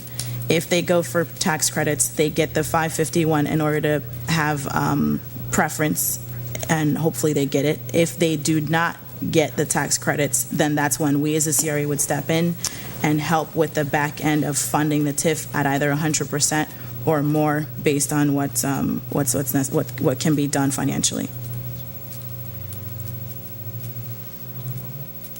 And did we establish a time period on application cycles? Was there a consensus or a motion on whether that be a two opportunities, the application, or a single year? I would be okay with the 1 year, because I believe the reason why all this started in the first place was because we want something done on that property. It's been way too many years that property Very has been good. standing still. So I'd be okay with 1 year of one round of tax credit applications, and then if they don't get it, then the CRA would step in. Vice Chair? Yeah, so I support the 12-month timeline. I think that at the end of that, that's, the last gamble, and then we need to step up. Board Member Craig? 12 months then. I'm with the 2 cycles, because I don't want to see this happen, come back next year that we're doing the same exact thing, and that if they don't get the tax credits 1 year, then they can be in a better position for the following year. I'm in favor of the 12 months, but the phrase that the CRA will step up, I think that should be changed to negotiate. Okay, thank you. All right. Michael? The other question would be, are the elements that are contained within the proposed project, if there are any elements such as a leasable space for, do you want to require a certain element be placed within a retail space if you require that, or do you leave that up to the developer? So the question is, do you want to require things like a grocery store, or at least a space for something like that? And that could be a market or some type of retail market, not requiring a Publix or a certain amount of a certain type. I'd like to rephrase that in the sense that, do we want to add additional incentives to have this retail space, kind of like what we did with Ocean One, where we said, you're getting, 97% is residential, but we still want the retail space. So that's kind of what I wanted to say is, do we require some sort of retail space? And if we do require it, do we want to add an incentive as well to get a certain space, square footage? Board Member Casella? Michael, does that help the developer when he's applying if there's a commercial space in the project? I don't believe it helps the applicant. I mean, they're providing affordable housing in the form of a complex, or they are trying to create a product that the CRA, that kind of looks at the CRA plan or matches a desired element that you're requiring. If you wanted to incentivize something like that, I was going to ask, in addition to some type of a market space, would you want to include a space for your neighborhood policing unit to occupy? And if that, and/or do you provide that extra 500,000 out of your million to do that. I think you have funds that you could add as an incentive, as was mentioned, or you can simply request that that be done as part of the project on the shoulders of the project itself. Michael? We have a similar building, just not a couple hundred yards down the road in the dollar store, right? Is that Family Dollar. a Family Dollar? Yeah, I don't think the discussions that I've had with the community, with the reality of a 5,000 square foot grocery store, as that is kind of typically thought of, is, I mean, that's a large space, and if you could include a component into a 2,000 square foot space or 2,200 square foot space that was something like a incubator or some type of community-based nonprofit or for-profit that had elements like fresh vegetables and ready-made foods, or even an opportunity to share in a kitchen type scenario. I don't think that from the information that I'm getting, that a 5,000 is a requirement, that less is probably very manageable on behalf of an entity like that. If you wanted to just look at, also you have parking that's going to be attached to whatever use goes into this space, however many square feet you'd like to see as kind of flex space. I think you can add that as a component of the response, and then if you were in favor of that, and then analyze how each of those are proposing to provide that to you, unless you wanted to ask for some type of commitment as part of the proposal. My take is I would like to leave it open and let there be an incentive for the developer to say what they would like to bring to the table. I'm just saying they might have an idea that we never thought of. I'm just saying, see what they want to bring, and then if we need to tweak it and change it, then I'm in favor of doing it. But right now, let's see what they're willing to bring to the table with the incentives that we're already giving them. Board Member Castillo, are you okay I with would agree with that assessment. to adding incentives for commercial space? Right. Board Member Romulus? I'm not sure I understand what we mean by adding incentives for commercial Well, space. What other incentives would we be adding? It'd be money in the sense that, as we saw with Ocean One, it's really a residential project, not a retail project. And we're requiring them to have the retail aspect of it, and we're incentivizing them to do that by withholding some money if they don't have that. And so that's why we would want also retail in this area of the CRA as well. And so this is not the same as federal and Does Ocean. the footprint of this So it does- parcel allow for this, for retail or commercial to the be built zoning, into mixed it? use, yes. No, I'm saying does the footprint, because from some developers that I also spoke to while we were in the process of what was going on before, some of them told me that that is not very ideal for the area. I mean, there's retail across the street, so that doesn't make sense. I'll elaborate. Yeah. Board Chair, Okay. point Yeah. of clarification. I was agreeing with what the Board Member McCray had said with leave it up to the developer Okay. and see we can always tweak it later on. Right. Right. And Vice Chair? Yeah, I'm not in favor of requiring it as a component for a variety of reasons. One, it's an affordable housing project. If we put retail space in an affordable housing project, there's less affordable housing. So it's two good ideas. We want affordable housing, and we would like to see a grocery store down there, but we have an affordable housing project on the table, and now we're going to cannibalize a percentage of it, plus the increased parking requirements. It's convoluting two ideas. Just because two ideas seem good, when you smash them together, it might not be so good. So I'm not in favor of it. Just because we build commercial space doesn't mean it's going to be occupied. So that's also a risk. With regards to a grocery store, it just, economics dictates if somebody believed that they could start a successful grocery enterprise in that location, in that general area, it would have already happened. Someone would have put their money up if they thought they could reap the returns and the profit on it. I don't think providing a shell or a space is going to take somebody who had no interest in operating a business there, and all of a sudden they're going to come in. So I'd like to keep it affordable housing. That's what the project is. I'd like to keep it open and incentivized, so Thank you. we have that option available. If there's a consensus for the board chair statement, then you wouldn't have to identify a dollar amount. You could No. you could just use a general term of incentives might be available if you so chose to elect to use them. I don't know if I like going into the RFP with undefined cash Right. allocations. I think that if Well, we're we going to c- say an incentive is on the table, then we should define that incentive. I think that also to the point, if you're driving to get a grocery store to move in here, you know, they're going to want to know what the incentive is. So I think that needs to be defined while we're doing the whole thing. I think we can talk about during the budgeting aspect of how much money we would have available for the incentive and also the initial matching fee as well for the tax credits. Does that work? And To talk about that?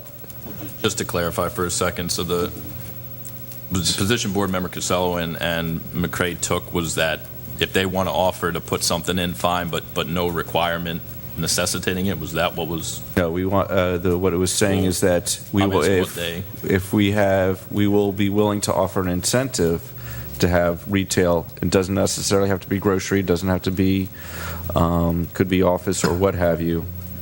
We could use it for the community policing or neighborhood officer program. So, you know, that's something else we can look at because we're currently paying rent for that.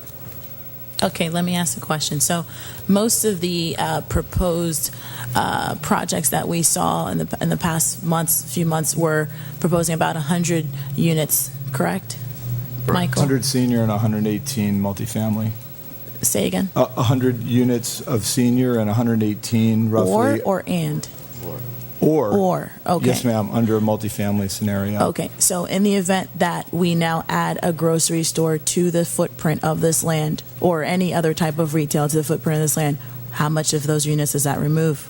Or can we add more if we don't have a grocery store or whatnot to that parcel of land? Michael, isn't it that we can build up to 4 or 5 stories? The density is there for more units. The cost to build versus the cost of the income gained in rents it's essentially just the development formula is the same thing that Ocean One is looking at in a market rate. The developers are looking at in an affordable housing community. There's only so much that can be obtained in a monthly rent, averaged out over the number of units. There's a break point of construction costs and operating costs that just having more units doesn't mean it's better for the development or that there's more. So consistently, we've seen the developing community wanting to build somewhere around 118 to 120 units of multifamily. And in our past RFPs, we have seen attempts or at least responses providing some minimal auxiliary or ancillary use, like a space that could be a business center, it could be a retail space or a salon. It wasn't specifically saying X amount of square feet is required for a grocery store. It left it up to the development proposals on whether or not they wanted to provide the retail or whether it's a requirement of you to provide some sort of flex space.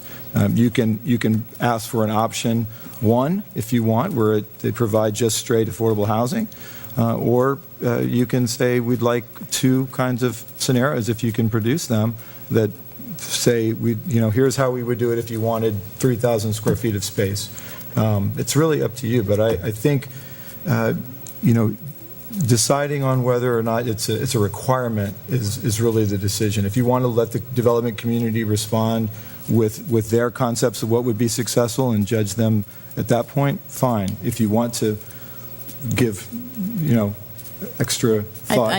I think I'm leaning more towards letting the development community determine what would be successful. I don't think we need to place a requirement for that to happen. Let me just jump in. I'm going to go ahead and tell my age now. Over 20-some years ago, when we did the charrette over there for the heart of Boynton, it was stated that we wanted a grocery store on MLK Boulevard. And this is what the community was leaning towards, and we're still leaning. This is why I said leave it as an incentive. Let them see what they can come back with and what they're willing to put in there. I'm just saying, we might be firing the gun before we even have a bullet in there. I'm just saying, let them do it.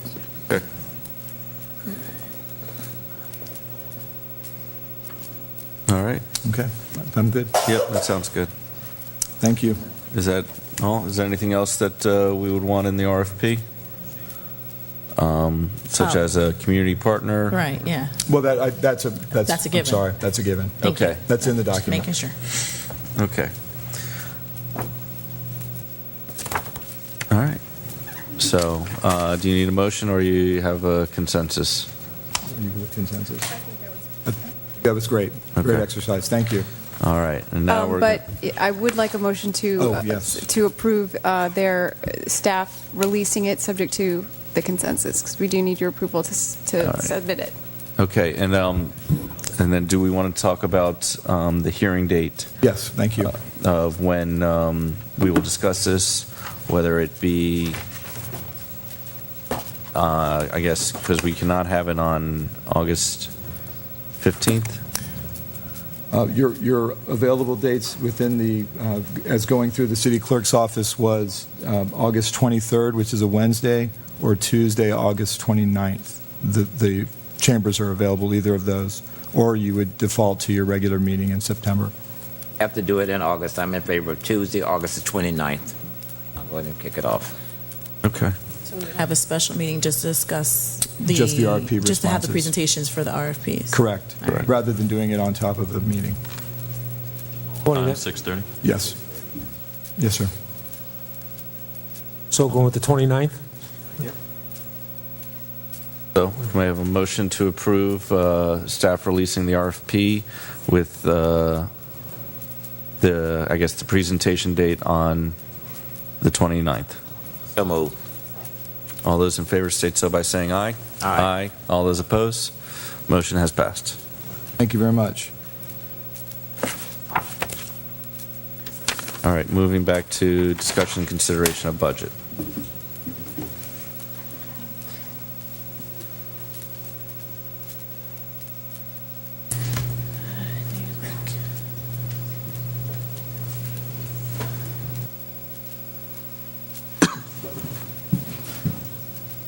Okay.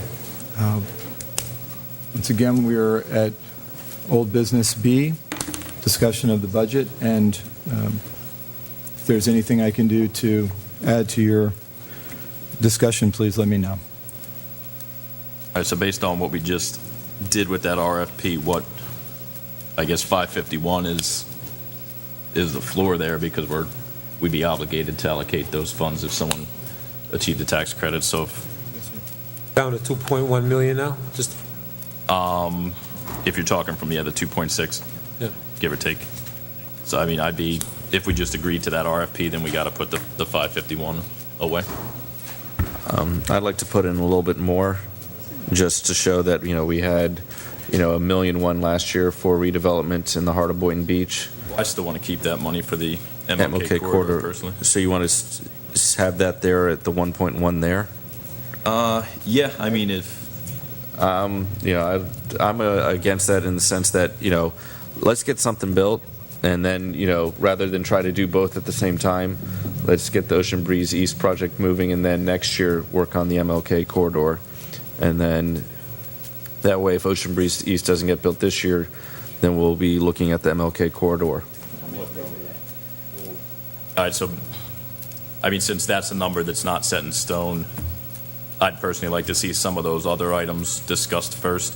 Again, for instance, the property acquisition, our proposal and then the CRA proposal literally allocate $0. I can't imagine anyone sitting up here, considering that we purchase property almost on a monthly basis, saying that we're not going to purchase a single piece of property over the next 12 months.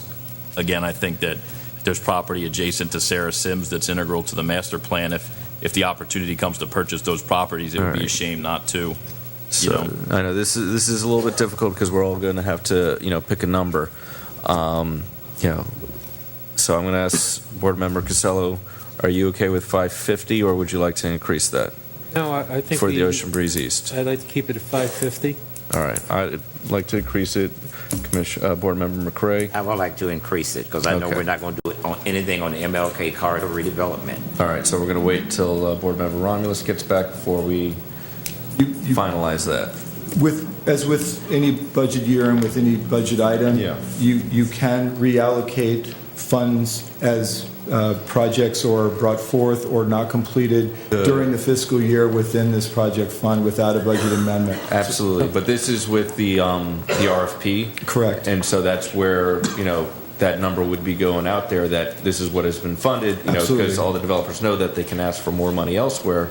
But this is showing that, we're, of No what the question. board is wishing for the Ocean Breeze East RFP. So we're going to leave that blank right now and move on to the Town Square project funding. Before we go to Town Square project funding, let me go back to this flow chart because this is what's going to Do make you mind if we go in order, or? No, we need to do this flow chart because I need to set something before we get to this budget. Okay, my take on this flow chart is that we have city staff reporting to, working for the CRA, and there's no accountability. And this is what I'm saying. We have no accountability, not by the CRA. Okay, and I'm going to go ahead and say what I need to say, and then I'll go back to this budget. I'm going to pick on the Director of Economic Development, where we're spending $50,000. I asked for a report to be given to us monthly. I received one for May. June is already going by, and this is July the 11th. I have not received a report. We already had an assistant director to the CRA. I think that assistant CRA who will be coming on board, that $50,000 need to be allocated towards that salary. And I am not in favor of funding this individual who does not have the courtesy to follow instructions, the Director of Economic Development. I will not be voting for this budget if that is in there. I'm through speaking. Okay, that's not in order. Okay, Town Square. Keep it at the same 2.5. I think that's good. Board Member McCray? Keep it. All right. Old high school stabilization. Is there any money that needs to be put in there for that? Because we're kicking $1 million from the city, right? I think it's because it's part of the Town Square. So Is that part of the 2.5 million? that's what we already kicked in? But I'm Okay. saying, but is that part of the? It is. Part of the It's school? part of the funding Okay. projected out over the 25 years, yes. Okay. So we're going to go back to the Ocean Breeze East because Board Member Ramos has returned. To update you, there is a 2-2. Myself and Board Member McCray would want to increase the funding for Ocean Breeze East to something above the 550 because it will be in the RFP, and I just don't want to have the bare minimum of what the CRA is willing to do for Ocean Breeze East. I'd like to put it at 750,000, and we could always change it later, but to give some leeway of $200,000 to get the development community. Why we would need that extra money in there? What would be the reason? Well, that's the thing, is that we're requesting, if we want affordable housing, we can't, ask the developers to, have reduced rents and not incentivize them. So that is why I wanted increased over the 550,000. It'd be necessary to cover that TIF over the 100% if the board ended up going over 100% TIF. That's not this item. I'm saying that those additional funds, that's what they would be used for. Right. If- Yes, sir, exactly. So, but it's yes or no. Well, I'm trying to understand. I didn't know what the. Okay. Sorry, I had to use the restroom. That's all right. But so you're saying that if we were to also have extra funds in there, it would account for if we have to pay for the extra and above TIF if they don't get the tax funding? Is that what you're saying? That is Basically, the additional financial incentives, whatever they may be, if the tax credits don't come through, this would be the pool of money that potentially would go towards those additional cash incentives, whatever they may be.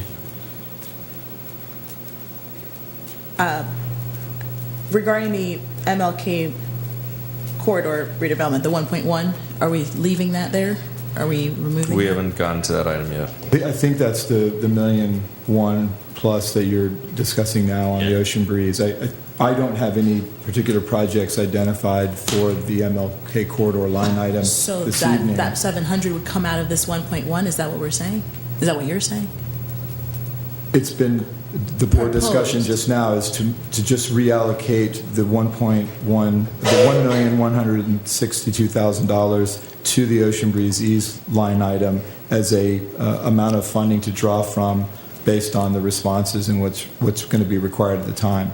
If you use it all or you don't, you can reallocate it at that time. But I believe, if I'm understanding correctly, there's a discussion of whether just to put $550,000 in that line item or to move the 1.162 into that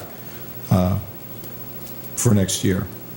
Why don't we leave the 1.162 where it is, and if we need to come, we can always come back and amend it and move that money up to Ocean Breeze East once we see what comes in. Because we'll be here all night trying to see if we're going to add 250 more thousand or... Yeah, I'm not in favor of that, board member, but I am in favor of at least putting the minimum because I think that that's a necessity. Again, if we want a developer to come in and to go to tax credits, then we need to show them that we already have those funds allocated and that this is a priority for us. So I'm willing to at least put the minimum, which is the 551 in there. Great. You got that. Moving on to Sarah Sims Park. Is everyone okay with 600,000? All right, MLK corridor redevelopment. Leave it as is? That's my position. Okay. So if I'm understanding correctly, Mike, didn't you just say that the 500 is coming out of that or no? Please, can you address The Board money Member that Katz, we're what just did you allocated say? towards Ocean Breezes, is it coming from the MLK line item or not? But how much money are we working with now? There was a discussion of putting $551,000 into the Ocean. line item. So that would need to come from rollover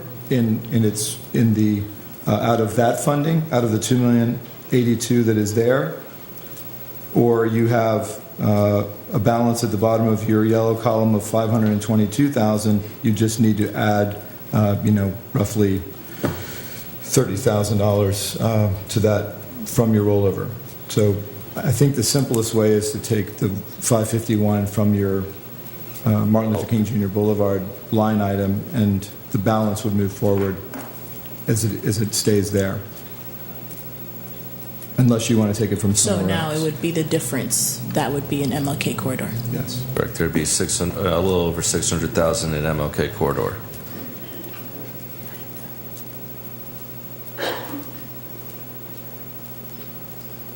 Okay. Moving on to model block. Be happening in model block in 17, 18? No, we do no additional funding for that line item. Okay. Boynton Beach Boulevard design construction. Is there any additional funding needed for that? No, sir. East Boynton Beach Boulevard EXT improvements.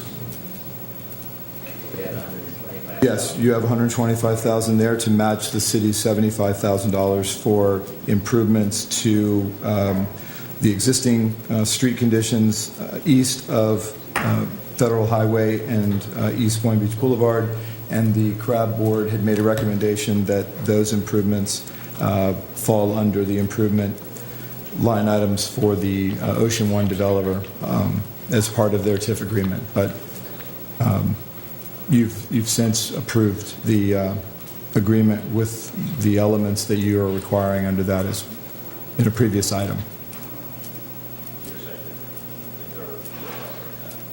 No. Yeah. We're covering that.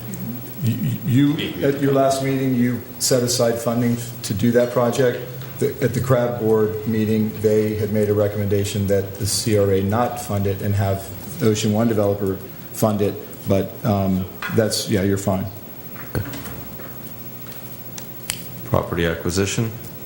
How much money do we have left? $585,000.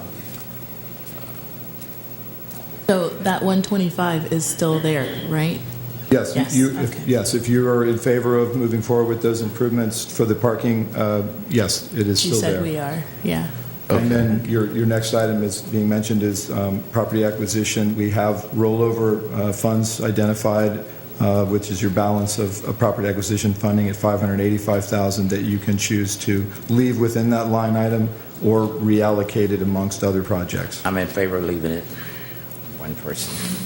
And property acquisition, that's for when we find, like, Yes, ma'am. random homes we purchase or properties that somebody wants to sell for 50 grand or something like that? Acquisitions within the district. Just go yes. back to Board Member Katz's question, if to have that money, if those properties next to the park became available, we could use that money for that? You could use it for any acquisition that Okay. you felt, either a future discussion about a particular acquisition. I can tell you that as we begin discussions about an Ocean Breeze project taking actual shape, Town Square's expansion is going to provide existing property owners with opportunities to change the uses of their properties. We have the Cottage District, as you know, still. There might be opportunities on Martin Luther King Jr. Boulevard or the park, as you mentioned. So in any given fiscal year, I think having acquisition funding available is an excellent idea for CRA, no question. And again, if there was something that came up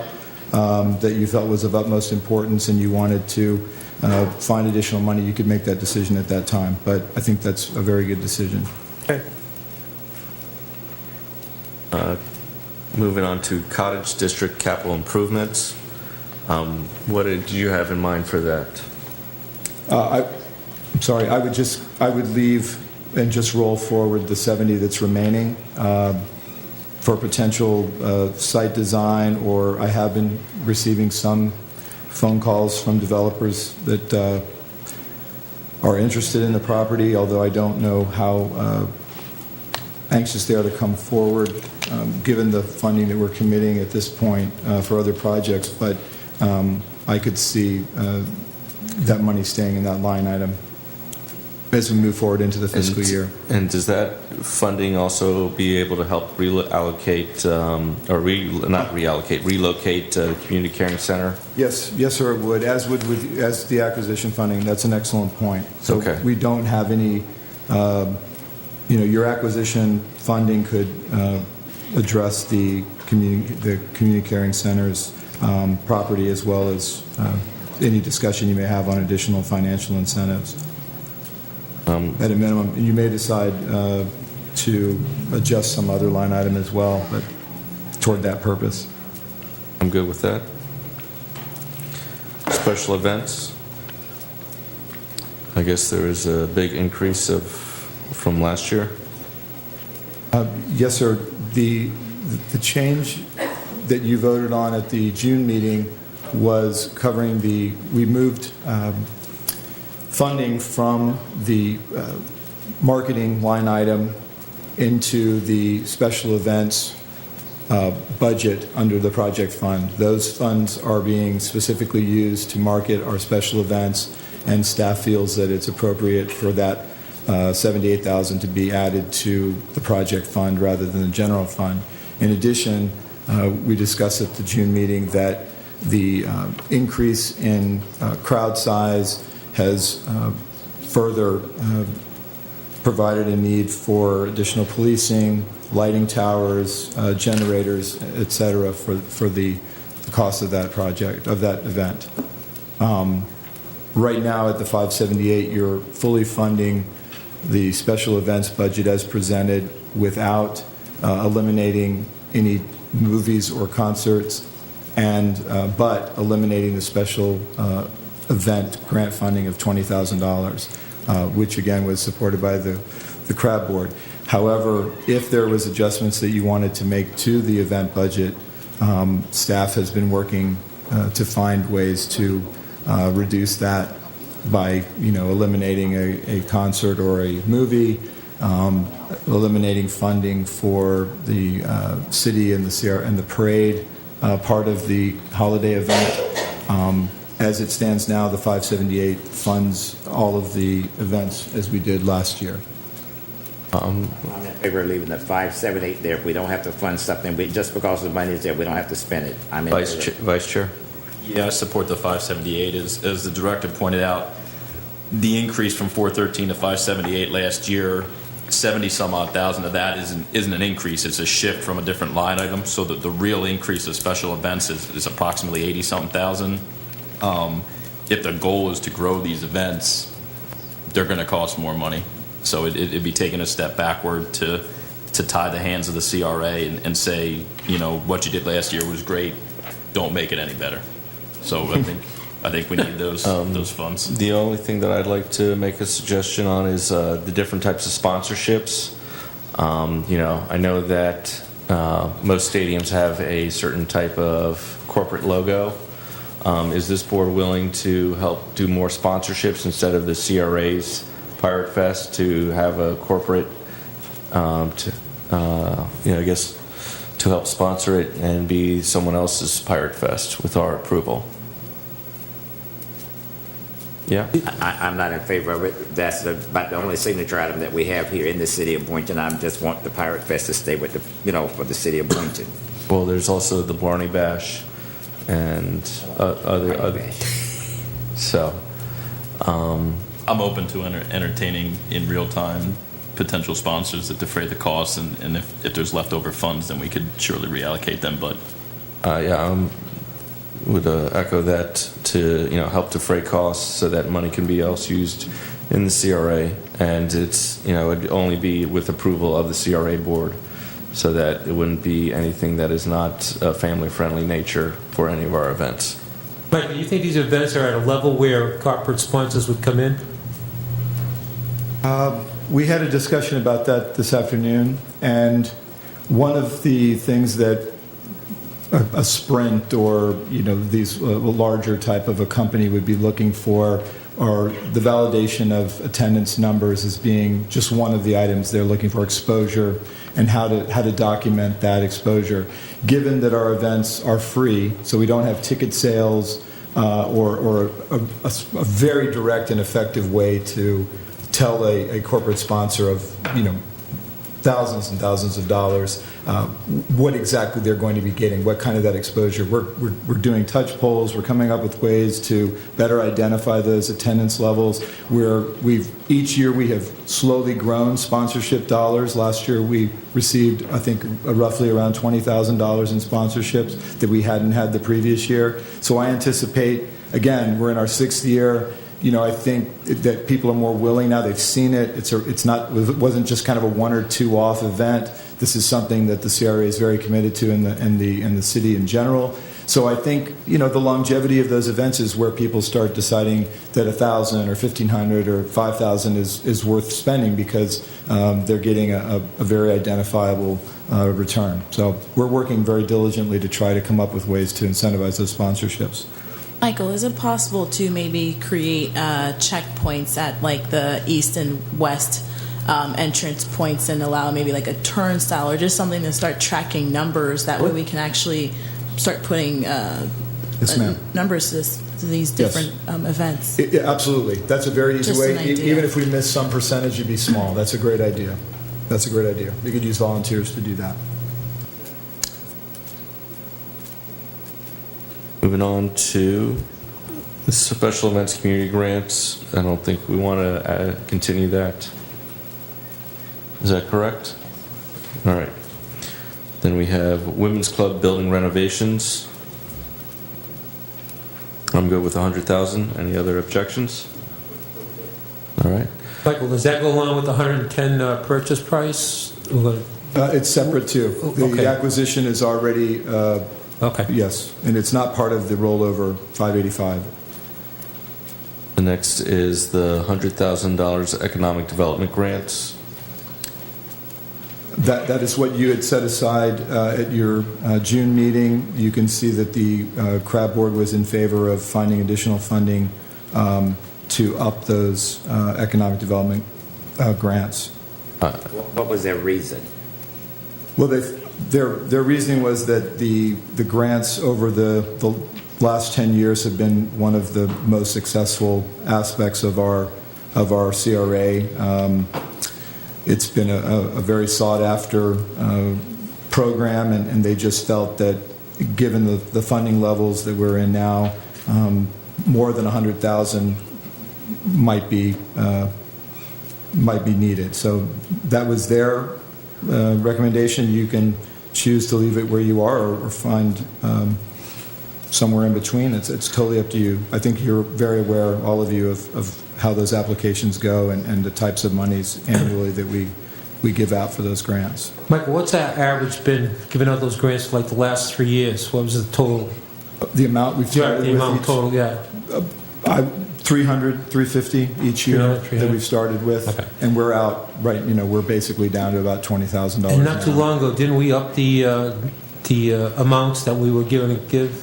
50 to 25? We ran out earlier this year, and we had to, you chose as a board to reallocate additional funding to provide more grants. And the real change has been in the restaurant incentive that has had a maximum of $45,000 available. If the board wanted to adjust some of those grants, we can address that when we come back in August with each of those programs. You can lower some of those amounts if you added additional funding, or if you left it where it is. We could still, you could eliminate a program if you wanted. Is it one grant blankets all? I mean, like a bookstore opening up wouldn't have the same amount of, could they be eligible for the same amount of grant money that a restaurant opening up with? No, because we've tiered the category of Okay. grant assistance. Okay. So a bookstore would not get as much as a restaurant would. Okay, fair enough. Yes, sir. And again, right now we have 4 grants. You could eliminate one of those grant possibilities and use your funding over 3 grants. I mean, that's, again, depending on the amount of funding you have. I know at the last meeting we talked about having staff, if $100,000 is where you stayed, coming back to you with some recommendations on adjusting the current grant amounts to try to be able to assist more people. I would say no matter what funding level you end up approving, that we still come back to you with some recommendations on some changes so that we can get more people money. Yes. I'm Public Linda comments. Cross, 625 Casaloma Boulevard, Unit 601, Boynton Beach, Chair of the CRA Advisory Board. The grant program, excuse me, has been very successful. Out of about 79 grants, literally 71 are businesses that are still in business, still doing well, still thriving in Boynton Beach. It's been one of the best economic drivers we have, and as a CRA, economic development is our mantra. So that's one of the reasons we put more money there. Also, we didn't know what the rollover amounts were that you have up on the screen. So we really even wanted more money to go there, but it was going to be subject to whatever other rollover amounts there were. But the economic development grants have done really well, especially for startup businesses that are coming in new to the area, and we're getting a lot more commercial space coming in. And these grants really have been very helpful. So we really believe that there should be a lot more funding in there. I agree with you. I think we're going to wait till the end and see if we can do anything left over to put it into economic development is kind of where I'm looking to do. So I'd like just to keep it at $100,000 now. And how much do we have left over, Vicki? We have $522,000 left at the end, sir, to allocate. As in addition to whatever we currently have there. Correct. Yeah.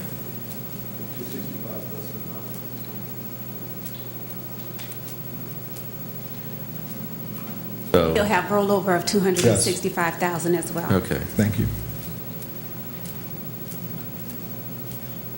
So do we want to come back to this later? Okay. All right, we'll come back to that then.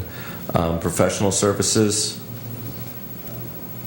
Yes, sir. We as staff, while you had approved the amount of professional services at the June meeting, staff has spent some time since your meeting and with the recommendation of the CRAB and found some reduction space there.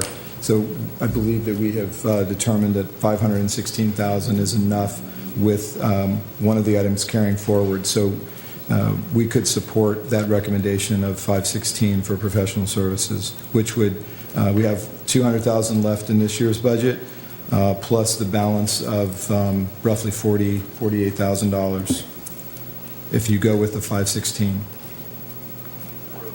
516. I'm with what we're saying, as a CRA, I'm with the $564,000. I don't know where the CRA Board came with 516. I'm with our $564,000. I'm just one person. We allocated those funds prior to knowing about that $200,000, right?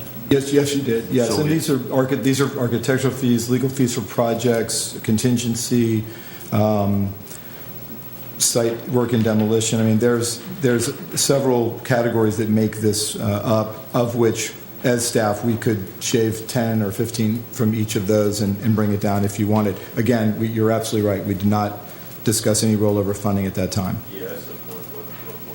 Ray said if we had already allocated 564 and then we have an extra 200, you're talking about if we maintain 564, we're sitting on, you know, an additional 150,000, give or take, from that rollover. So there's no need to cut it if we have the excess from that item. Yes, sir. I don't believe. So I would maintain it at 564. Oh, that 200,000, where is that, or what is that going to? So what I was asking Vicki, she said that there currently is 265,000 left over in the identified rollover, and that there is another 522,000 that has a balance after line item allocations. So there's still 790,000 that is not allocated on what is already printed. Not adding that 200,000 for the rollover to the professional services, that we're just going to go ahead and take that and put it to somewhere else? Correct. Okay.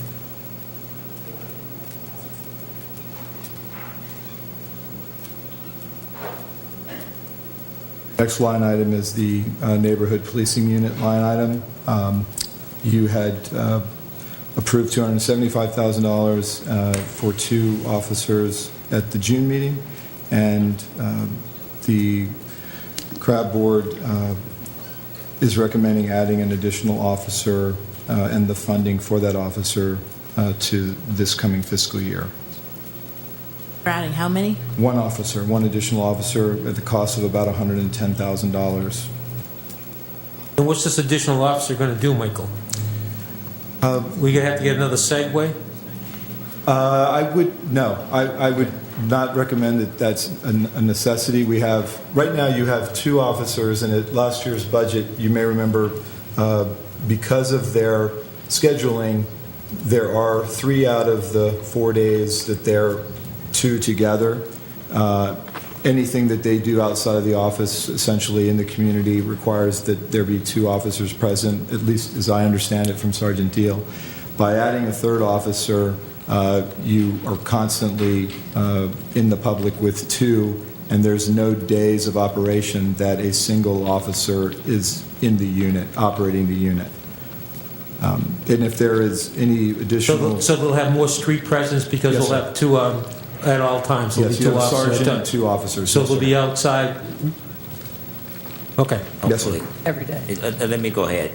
The reason we said that we needed another officer was because when they said that they are working together, one of them is off and we're without one. So we said in order to alleviate this problem, they came to us and said that they need another officer. And at some point we agreed that we would give them another officer. And this is why I'm in favor of giving that other officer. So whenever they are doing something, then we have 2 officers present. And as far as them being present on the outside, sure, I want them to be present more on the outside. And I'm in favor of adding that extra officer and not buying another Segway, because I don't see them using the Segways that they have. I don't know. I said that sarcastically. I was just... I'm also in favor of adding another officer.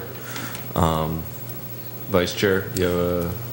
Yeah, I can support it, but I'll use the opportunity to say that I think that upon the completion of a year with the 3rd officer, we evaluate the program just in general to see if it's a good idea and it has positive benefits, but is adding a 3rd officer gonna make it what we envision it to be, or does it effectively require 6 people or 10 people to do the mission that's prescribed? So I think that it's good to test an additional officer to get some flexibility in their ability to move around the community. But I think that with the cost now approaching $400,000, a discussion will have to be had as to whether or not are we spending $400,000 to get a marginal gain, or do we need 6 people to truly get what we're looking for? So I look forward to that discussion in a year, and I hope the additional officer does create the extra opportunity and the extra gains that we're hoping it does. So I'll support it. It's another one of those that I'm saying that being held accountable. I'm just saying it's in the CRA budget. And I don't know when the last time, the quarterly reports, I don't know the last time I've seen a report. They provided one. We're going to present that to you in August. Oh, you going to present it in August. Okay, Yes. so you're the one that's making them look bad. Okay, No. okay, I'm with you. Okay. I knew that was I'm good. I'm sorry. I think there's an opportunity to discuss some additional initiatives too with that third officer. I totally support the vice That's what, chair's again, opinion. I'm not- I think that's great. I'm not critical at all of the program. I question moving forward with the cost. If we're fully supportive of this initiative, maybe it will truly work with 6 people, and that's a cost we have to eat if we support it. It would be a shame to allocate these funds to kind of, like they've been kind of left out to dry by not being able to get around the community with only 2 officers. So I guess at some point to reassess what's the correct amount of personnel to get this to work, fully. I think it's important too to have the unit's priorities aligned with the CRA board and the community. I think there's an excellent opportunity to revisit that this year with the third officer. We've had 2 years now of the program. I think it's a good time. I've talked to Sergeant Deal and Officer Paramore about it. We've begun some other neighborhood initiatives that are going to dovetail nicely into their work. So I'm excited to bring back some new priorities for this year as well and get your input, because that's important, that we're fulfilling the direction that you'd like the program to take. And to keep costs down, I'd like to see it be another officer, not another sergeant or a lieutenant. I'm just saying, Yes. Okay. Yes, sir. Okay. Moving on to Community Standards Outreach Coordinator. I have a question. Michael, were these, the Community Standards Outreach Coordinator along with the Director of Economic, were they taken out of the CRA budget and put back into the city budget? They can be. I've had some discussion. Have they been, or they can be? They can be put back in. That both the city manager and Tim Howard have found funding or can justify that coming back into their budget and coming out of the CRAs, if that's something that the CRA. So that's something we could vote on tonight, to put it back into the city budget? If you'd like to, yes, because it will Okay. require another ILA approval if you fund it going Okay. forward to this year. But both of those positions, the outreach coordinator and the director of economic development and strategy, can be absorbed back into the city budget if that's what the board chooses. Okay. I want to go ask, is for the economic development, for the Community Standards Outreach Coordinator, can we do it a timeshare and say that we want him to police the CRA or monitor the CRA for 50% of the time? Is that a possibility? My understanding with the position is that the outreach coordinators as a position are tasked with the work that is, the defined work in the zone or the district they're in, which encompasses the CRA. So if that work was done by 2 outreach coordinators and an overlap of zones, not paying for the position from our budget won't decrease the attention that outreach coordinator was already giving, or in addition to what he was. So he's basically doing the same job that he was hired to do, but he's just getting paid through the city's budget versus the CRA budget, correct? Correct. Correct. Okay. Yeah. And I believe the city manager's up at the podium, board chair? Yep. But before Lori speaks, can I just continue this conversation up here? Because I'm one of those that said about this thing with not holding people accountable. My take is that, Board Member Costello, I am with you. That is that job of that community standards outreach coordinator, whether we pay them or the city pay them, that is their responsibility to police the CRA district. And this is what I'm in favor of, not the CRA paying $134,000 when the city needs to be paying that $134,000. We have hired other new officers, and my take is that we're like double dipping, let the city pick up the responsibility so that they can hold them accountable instead of the CRA. I'm through with it. All right, Lori? Thank you. Sorry. Yeah. Well, I was going to send you. Lori Laveria, City Manager.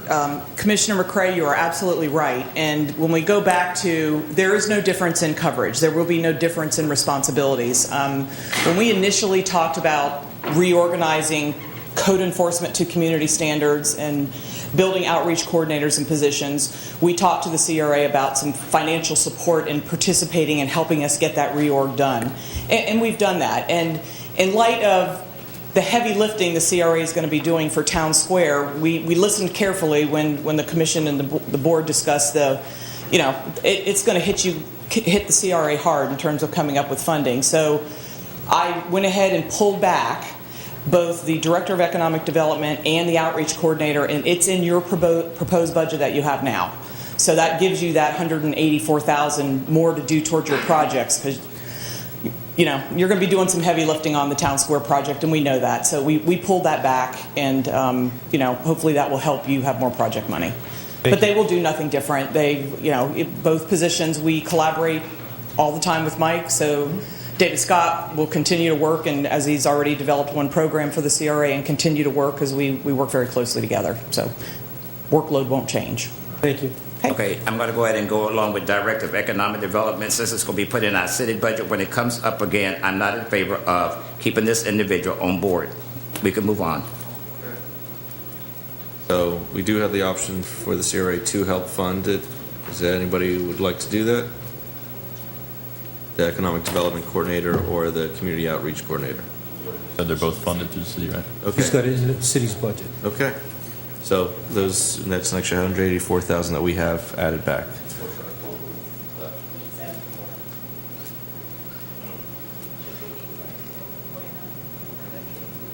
Is that correct? Yep. Yep. Yeah. Someone give me a number.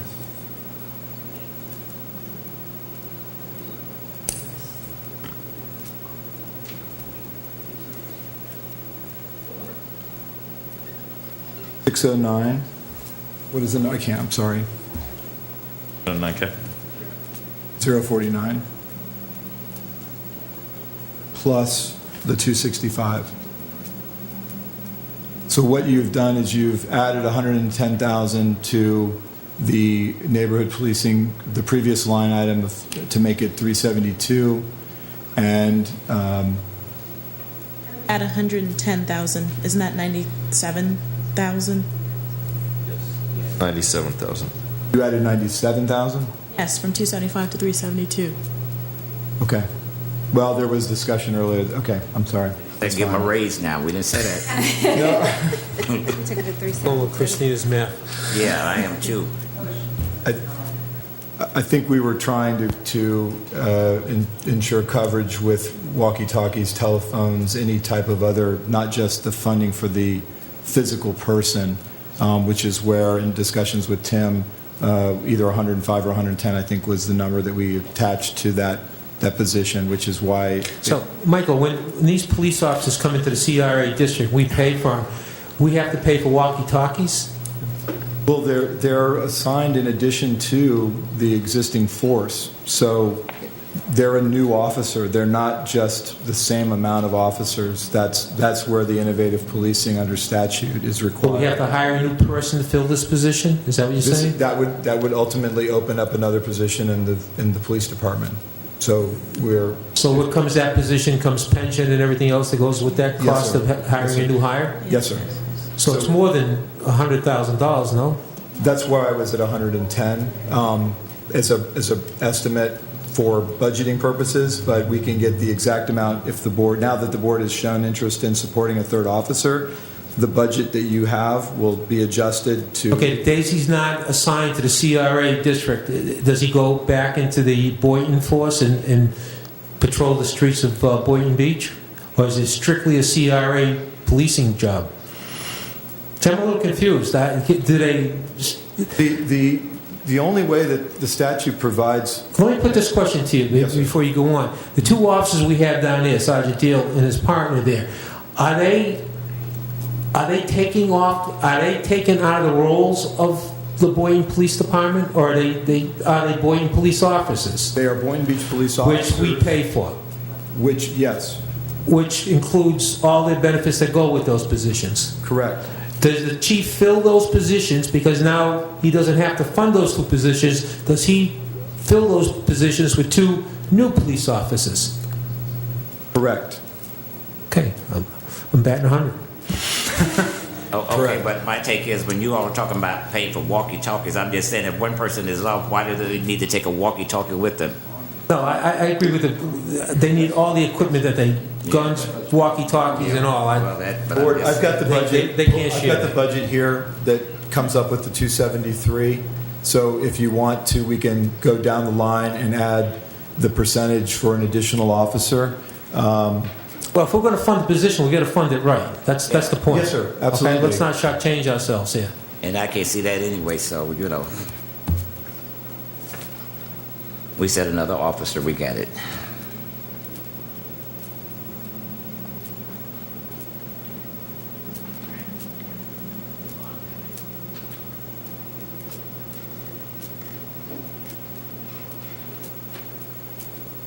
Site work and demolition there, yo. Are we? Yes. We're okay. We're moving on Just now. moving that over, yes, sir. Site work and demolition, 65,000. It's just a rollover Yes. out of the 100. So we spent 35,000 in site work and demolition this year. Yes, sir. With funding available, I'd like to recommend that we fund the community workshops and meetings again. It was something we could sacrifice if there was absolutely no funding, but it is that type of funding line item that takes care of things like the Carolyn Sims Center meeting with the community. It helps with our mailers and other things that we do for community meetings. If we hold anything out of the ordinary, that's where we would draw that money from. I can give you an exact amount of what's left this year in it, but that line item has proved beneficial in years past. Put it in the. Yes, sir. Yep. So you would need to take that from your remaining balance in either your rollover or in your project fund. Right.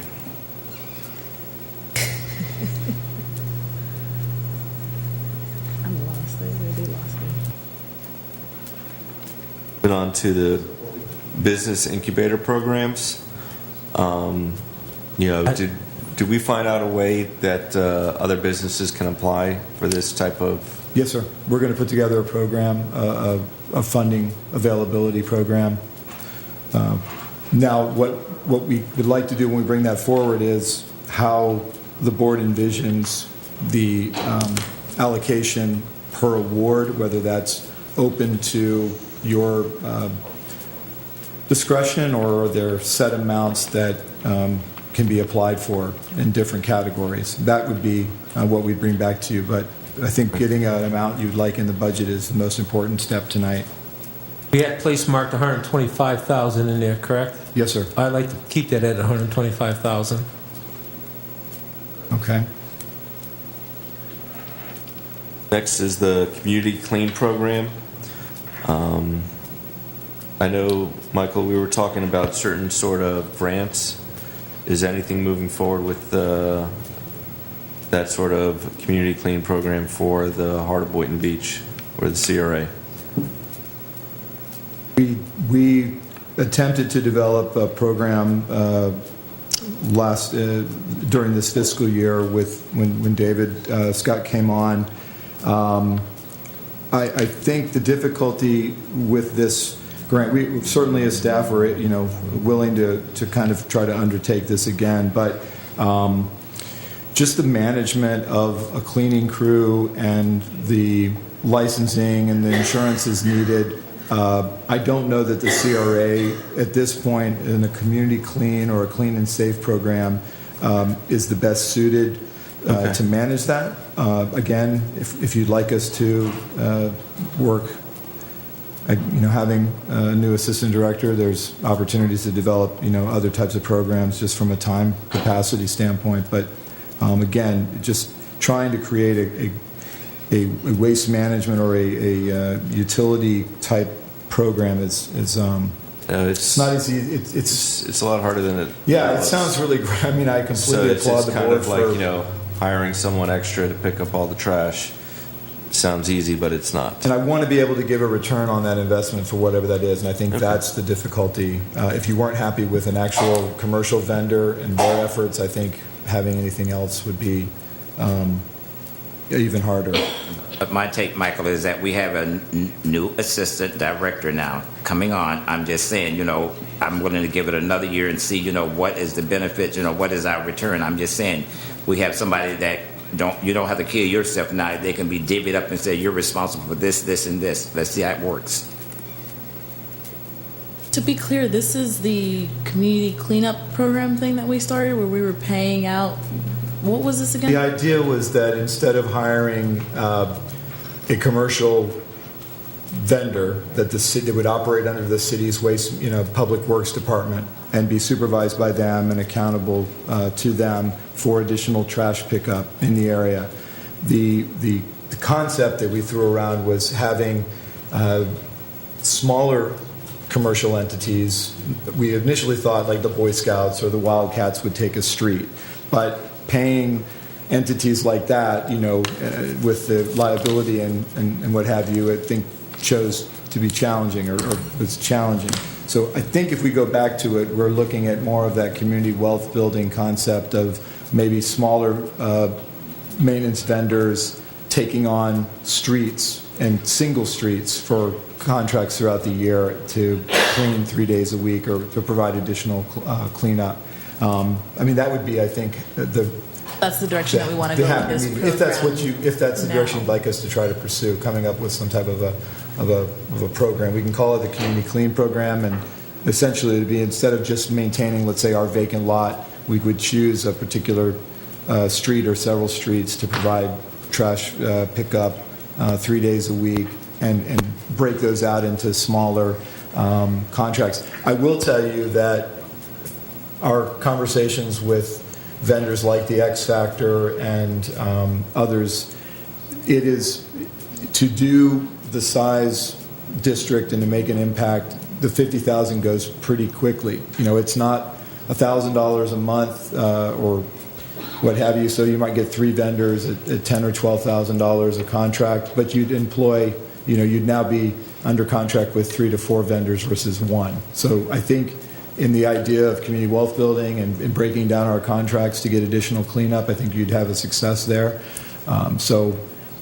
It really would just come down to how much you can get a month extra cleanup per contract, and the 50,000 hopefully would be enough to make an impact. And we can always come back to you with that after we analyze it more. But if you want to put the 50,000 in as a placeholder and as the project develops, or just do what you can with the 50, I think that's the decision the board can make there.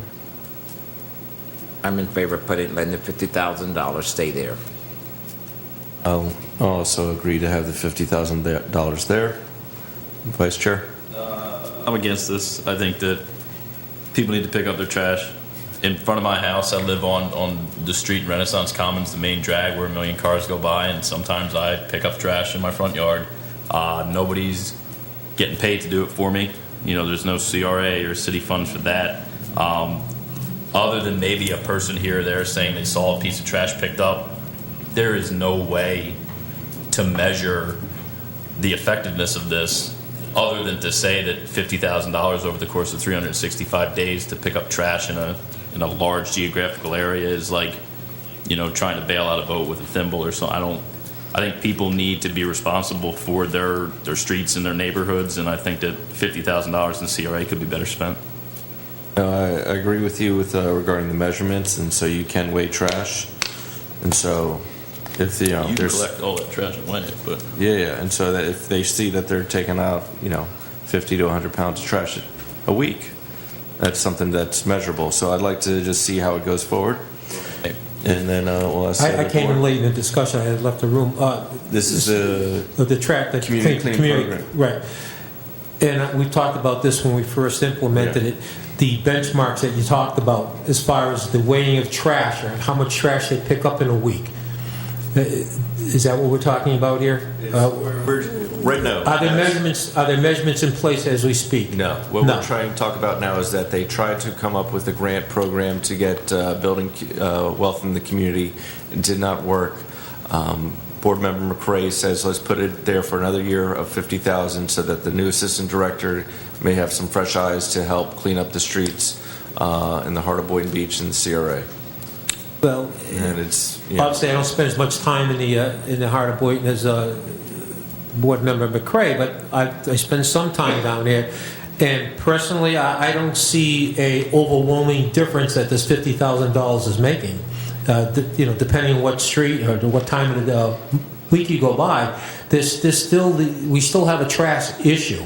And I think it goes back to what Board Member Katz says. People have to become responsible for their own, trash pickup, their neighborhoods, take some pride in their streets and sidewalks. So I'm not in favor of allocating the $50,000 again this year. I don't think we seeing the results that I would expect to see for $50,000, and I think the program has basically failed. Let me make a comment. I'm in favor of letting it stay there on Saturday mornings and Sunday mornings. I'm just saying in the vacant parts that we have over there and also the vacant property, I'm just saying it is measurable. And the reason I'm saying it is measurable, these people that throw this trash and stuff down, they don't live in this area. This is what I'm saying. So this is why we need somebody to clean it up. I'm just saying I have to go out in my yard and pick up chicken boxes. I'm just saying I haven't ate anything from KFC, but I don't mind going out to pick it up. I'm just saying it is measurable. You come down there on Saturday mornings and Sunday mornings. These are the times that you all need to ride through and see what has happened. Sure, people don't need to throw their trash down and everything, but everybody is not responsive. They would tell you that I don't live here, so why should it matter? So I'm just saying, we have to keep the city clean. We just can't let it go. I would make the recommendation that if this is approved, that this program extends to the whole of the CRA. I don't think that everyone in the CRA paying for trash to be picked up. If I lived in the CRA and my tax dollars were going through this program and no one ever came by my street but went over to other streets, I think that there's an equity issue. We're not paying $50,000 to clean up trash in the CRA. I don't believe that over the past year, and correct me if I'm wrong, the individuals who were responsible for this program, did they go to other areas? Did they cover the entire CRA, or were they kind of relegated to a specific block by block or coordinate area? The program prior years, this was basically a funded but a not implemented program. The previous year, under the discussion we've just had of how to do it, the previous year the $50,000 went to one vendor from April until, because the program started later, under the management of Public Works. There was one vendor that went through 3 different corridors 3 times a week as an additional garbage pickup implementation program. So, and at the end of that, the board felt that there was no noticeable difference on those 3 primary streets, that was Seacrest, Boynton Beach Boulevard, and Federal Highway, that there wasn't a noticeable difference, and we kind of then decided to tweak it to a different kind of a program. Mike, what were they doing exactly? Were they just rolling through with a garbage truck and picking up garbage, or did they actually have people on foot and People picking were on up foot garbage? with garbage bags in crews, and one day they did Boynton Beach Boulevard, the next day of the 3 they did Seacrest, the next day they did Federal Highway, and then they just kept recycling themselves through that schedule and those locations throughout the month. If we're resolved to allocate these funds for this type of program, I'd rather see the CRA set up some sort of street-by-street schedule and create a program where, we try to get volunteers to come out, and this money is used to inform people that, on this Saturday or Sunday, your street is the cleanup street, and please come out and help us. We can maximize these dollars by using it to advertise that we're coming into your neighborhood and we're looking to help you clean up some of the trash. Come help us. It could become we constantly talk about building community. We could use this money to build community. As it stands, this program hires people to pick up after people. Nobody learns from hiring someone to do a job for them. They learn from participating in the job. So I would say, I'm against this, but if the CRA is resolved to allocate these funds, I don't think hiring someone to clean up trash is as effective as creating a coordinated effort that involves community groups and organizations. And again, this money could potentially be used to put on some sort of event where at the end of cleaning the street, there's refreshments and food and a barbecue or something like that. It could be used as a community building and a prideful event, not just we're paying someone to come pick up your trash. So if we're resolved to do it, then at least incorporate the community. I'm going to say that the community, we do get involved. St. Paul AME Church, they did a cleanup. I'm just saying, or I sent them a thank you letter, and I'm just saying, so I'm not going to sit up here and let people tell me that other people are not getting involved. We are getting involved, and we are making a difference. But I'm just saying it's for the individuals who don't live in the area, who throws down trash, who turn over garbage cans, who don't give a hoot about our city. They're not citizens of Boynton. I don't support this. Yeah, but you're in charge. Move on. I don't support this. I do. I think staff has a good idea of some suggested ways to utilize the funding. Some of them have been touched on during the year as staff. If you chose to fund it, we could certainly bring back I think a hybrid of this. You're on the spot with a 2-2 vote right now. Here's the thing. We have this $50,000, and I would concur with Commissioner or Board Member Costello's sentiment there that the first time we kind of did this, I don't think we got the results that we would ideally like to see. And so this past year, we allocated $50,000, but we didn't spend $50,000. Is that what I'm understanding? Correct. Okay. Correct. So I would say because we earmarked that money and that's what we plan to do with it, we have a responsibility to still do that with it.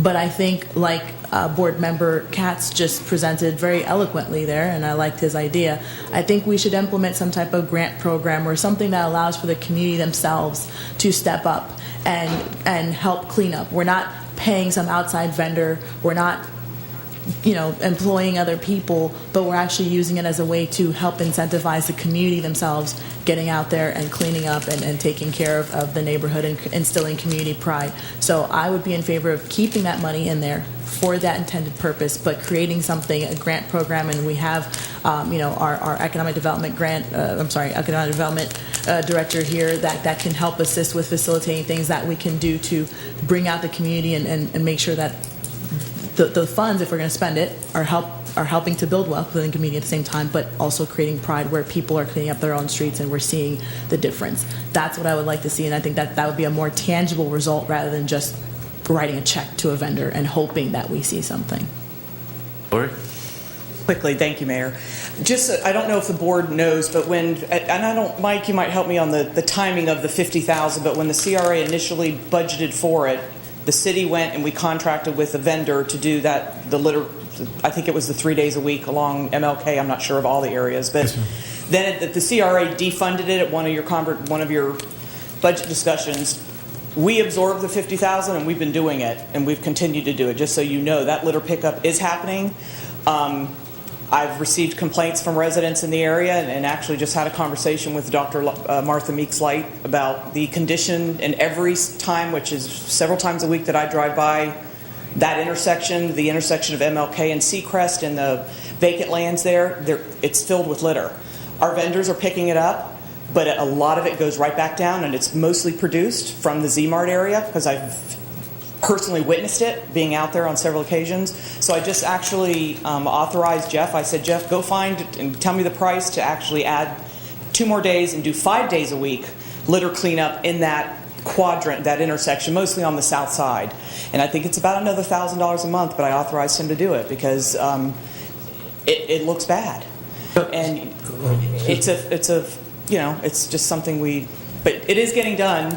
Just so you know, when we absorbed the $50,000. So that $50,000 not coming out of the CRA, it's coming out of the city's budget. But once we contracted, we kept doing it because we weren't going to stop it. So because it's needed. Well, here's my idea. Thank you, Lori, for mentioning that. So now we know that it's possibly 50,000 or 100,000 now from city and CRA that can be combined. So let's take those funds. I would suggest possibly maybe stopping that contract or letting it finish out and not keep spending $50,000 to pay a vendor, because obviously, again, that's not working. Now we're having to pull out extra money just to see the results of what's happening.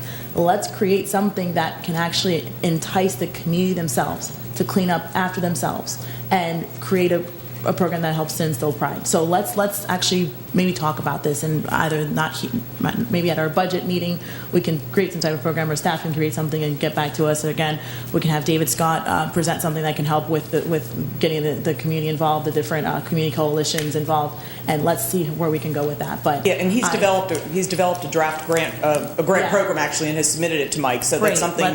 Let's do that, because it's worth a good conversation. I'm not in favor of keeping this $50,000 rolling out, and we're not seeing the Plus another fruits of our probably labor. 10 or 12 now, so Right. yes. Okay. Yeah. Let me go ahead and say about the Z-Mart, since they was specifically specified. The person that owned the Z-Mart, every morning he has an individual out there who's cleaning up his parking lot. Now, whether the wind blows it over, the people go over there and throw it away, that guy keeps his place clean. So I'm going to just go ahead and just step in and say, Okay. he plays every morning.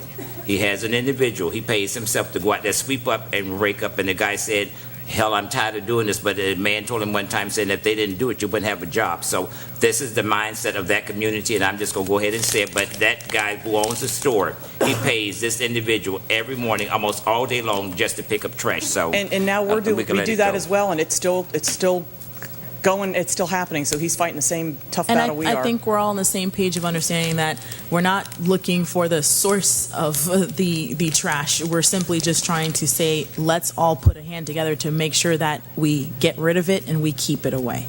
I just want to say, is it possible to get some more trash cans? You know, because, you know, one of the things is if they're throwing it on the ground, could we put some more trash cans in the heart so that they have a place to put it? I would suggest if they're throwing it on the ground, they're not going to walk over to a trash can to put it Well, in. that's the issue. If you don't see a trash can, you're going to throw it on the ground. If So you're like a disrespectful person who doesn't give a damn about their community, sure. But I also see a lot of the times that the trash cans are full. And that's Never the in my issue. life have I found a full trash can and said, no, I'm just going to throw it on the ground. I mean, maybe that's just me. No, but you don't understand. I the would process. carry the trash with me until I found a trash can. We're breeding a culture by saying, throw your trash in a trash can, find a trash can. I mean, come on. It's a different culture, but yeah, I understand what you're saying. You know what? I even though it sounds strange, I would be okay with what board member is proposing. Hopefully it helps to dispel the issue. What we're trying to do here is dispel the issue. So if it's adding a trash can every half a block rather than just every block, I'm okay with that. So anything to help fix this issue and alleviate the situation that we have here where we have litter every single place up in the heart of Boynton. So let's try to fix that. I'm okay with doing whatever to take that. All right.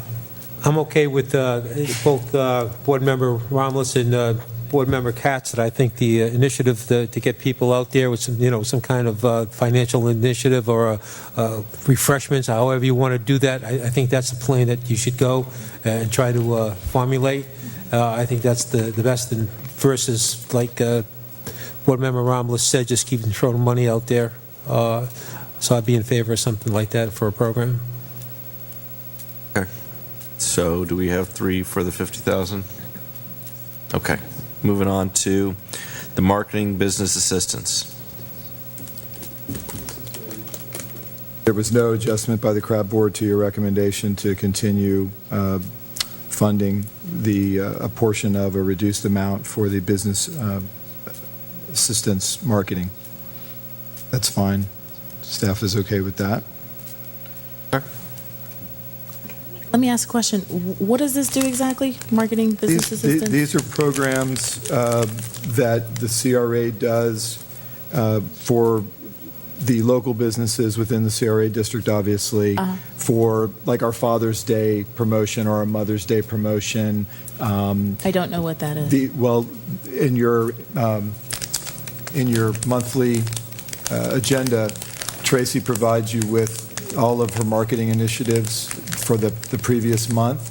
It's called the Marketing and Business Development Campaign. Right. And these items are, I mean, we can put up the exhibits on if you want to go to. Where do we advertise these things? Is it the newspaper, or where are we putting these advertisements? The Boynton Forum, the Pineapple paper, some are web, some are billboard, flyers.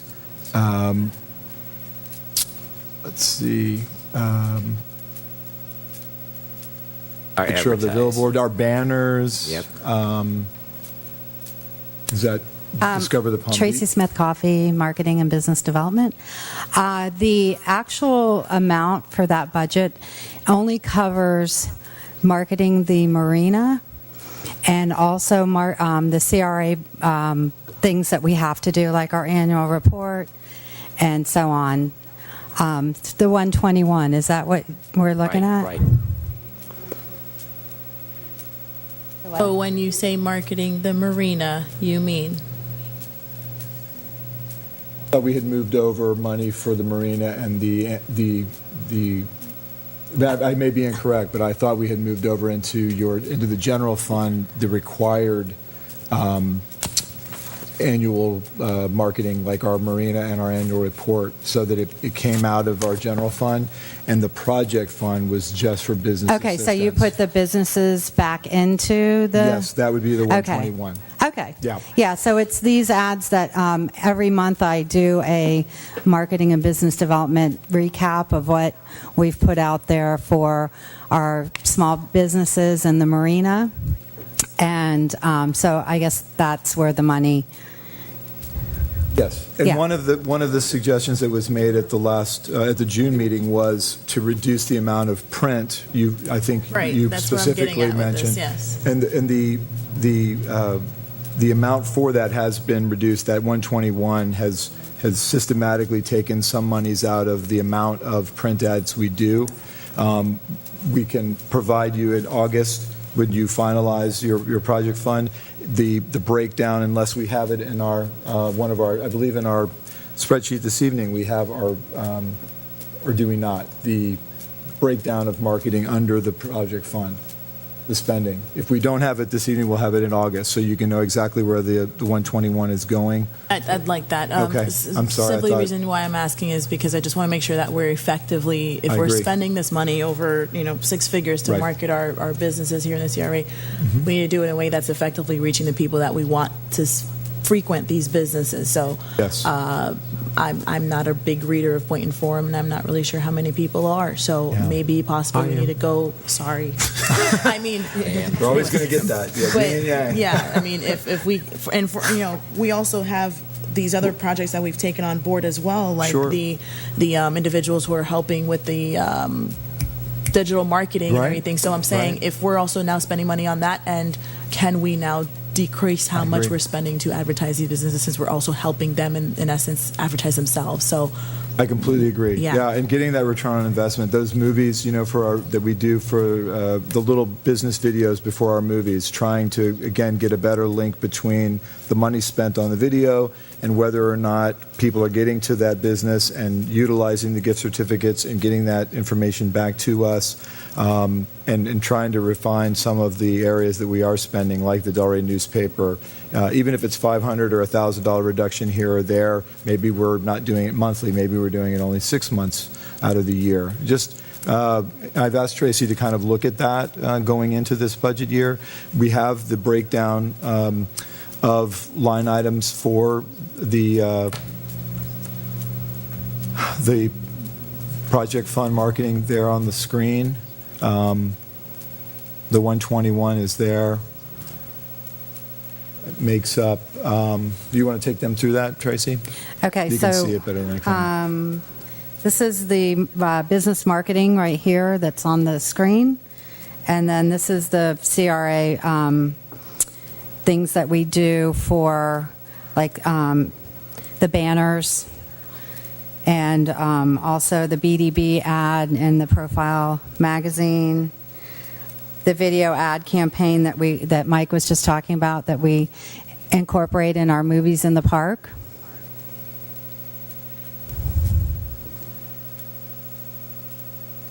So that's for that 40. video ad campaign, for example, is it possible that we can use our digital media specialists, have them help the owners do like selfie videos or something, rather than doing a professionally upgraded thing that costs $12,000? I'm saying, are there ways that we can do to market our businesses but do it more effectively and upgrade it to the technology that we have nowadays? Well, it's like a small commercial that we play before the movies in the park. So it's not like something you could take your cell phone and just do a video. The concept is that the business that we feature 5 businesses at our movies in the park. We do a drawing at the end of the movie. The people really, really like the drawing. So the businesses that are featured give us a gift certificate of any amount just to draw the people into their business, so they can So they might not normally go into their business, but if they win that drawing, they're going to have a gift card to go into that business. Right. Tracy, what I'm asking you to do is think outside the box a little bit. I'm not trying to tell you how to do your job. No offense at all. What I'm saying is we have maybe, 100 plus people that frequent our movies in the park? We have about 200 plus people. Okay. So are there other ways that we can help that 12,000 go further in terms of, can we maybe feature those videos on the CRA website? Can we send them to PBS? Or can we find other ways to do that? We actually have, they are also on our YouTube page. The businesses are featured on there, and we do give them a CD for them to further promote themselves on their social media page. So there's a lot of benefits to that. Let's keep getting better bang for our buck. Tracy, our handouts and flyer material, is that printed locally? Which one? Any kind of marketing material that you have to have printed, where is that printed? We use Clear Copy. Is that a local company? Yeah, that's on on North Federal Highway, right down the street from our office. Okay, good.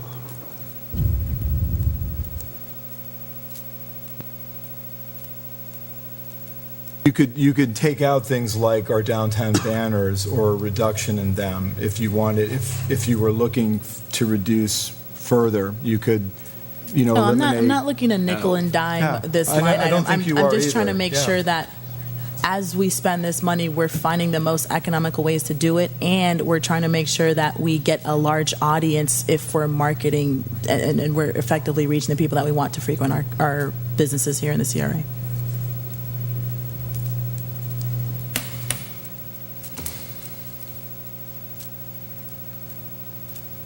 Moving on now to housing rehab program. How much money do we have left? You have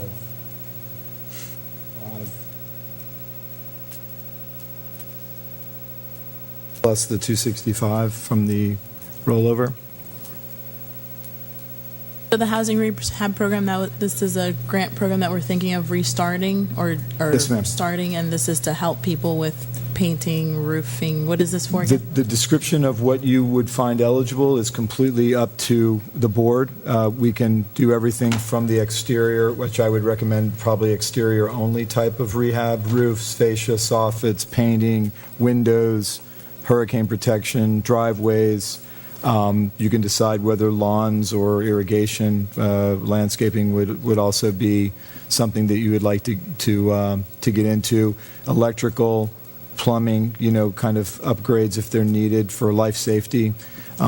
There's discussion you can go as small as just a roof, and that be the program, or community standards violations where you would just address, things that a person has. You could put a source of funding that just matches a person's, let's say they have a violation for the painting and it's a $5,000 paint job. You could create a program where they put in, $2,500 and we put in $2,500. It really is, we can reach the gamut, but I think for about $20,000 to $25,000 a house, if that's where you ended up, you could get the roof done, the exterior painting, any improvements to the fascia and the soffit.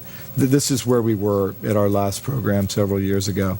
But again, you can dive in as much as you want on each resident structure, or you can get into full-blown rehabs where you're doing interior work as well.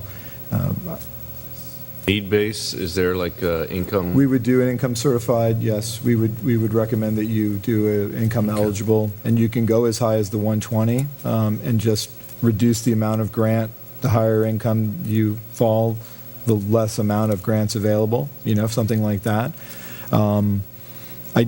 We had this discussion at a previous meeting about adding funding to the city's existing CDBG or SHIP programs, and I don't think that the board was as supportive of doing, putting $100,000 and say to the city's department, community development and community improvement, add an extra, $15,000 to each of your existing $50,000 rehabilitation projects. I think the board was more supportive of additional applicants and additional houses being affected rather than just augmenting the city's existing program. And we're happy to go back and bring that program out of the Board Member dust and McRae off. speak. Thank you. Michael, in regards to the SHIP program, that is for the entire city. Okay, this $100,000, this is for the CRA. I'm just saying we cannot put money in the SHIP program and then, from the CRA, I'm just saying this is for CRA district only. I'm just saying, so don't talk about we could put money in the SHIP program because that's different from the city. Yeah, well, no money that was no eligible applicant, if that were done, would fall outside of the addressable CRA district. So that's why we need to stay where we are. Well, that would not be, yes, sir. Well, from what I'm hearing you say, Michael, I think that either of these amounts, the 38 or the 100 that the CRA board is proposing, is enough for any of these projects that you're talking about. Because, I mean, let's just say you're planning on spending $20,000 to $25,000 a house. That's only 5 houses that we could even do within the CRA district. That would not be a drop in the bucket. So I would say if we're going to try to do this program, we need to do something that can be more helpful across the board. So maybe we just stick with helping homes repaint themselves, do something that can help hundreds of homes instead of just 5 or 10. I would prefer to do something like that. That way we can touch more houses and go further with our money. Right. I think roofs are an excellent way too, of roof and painting, because if the house, obviously, if there's roof issues and there's water damage from that, I think they go hand in hand. Personally, I think that exterior shell is a good. So if you could limit it to those two things with the maximum of $8,000 or $10,000, but you wouldn't want to paint a house where the roof is bad. So I think having a category that accepts that as a possibility is a great idea. But again, fully support more houses, smaller grants, completely support that with you. Do we have guidelines in place now for this program? Yes, we would revise our previous program to May I have a copy of it, please? Yes, sir. Thank you. Well, there is not a program in place now. Jesus. No, sir, there's not. We don't have a program. I asked you, do we have guidelines, and you just told me We have yes. we have program guidelines that are in our T drive of a program that was funded in 2012. We have those.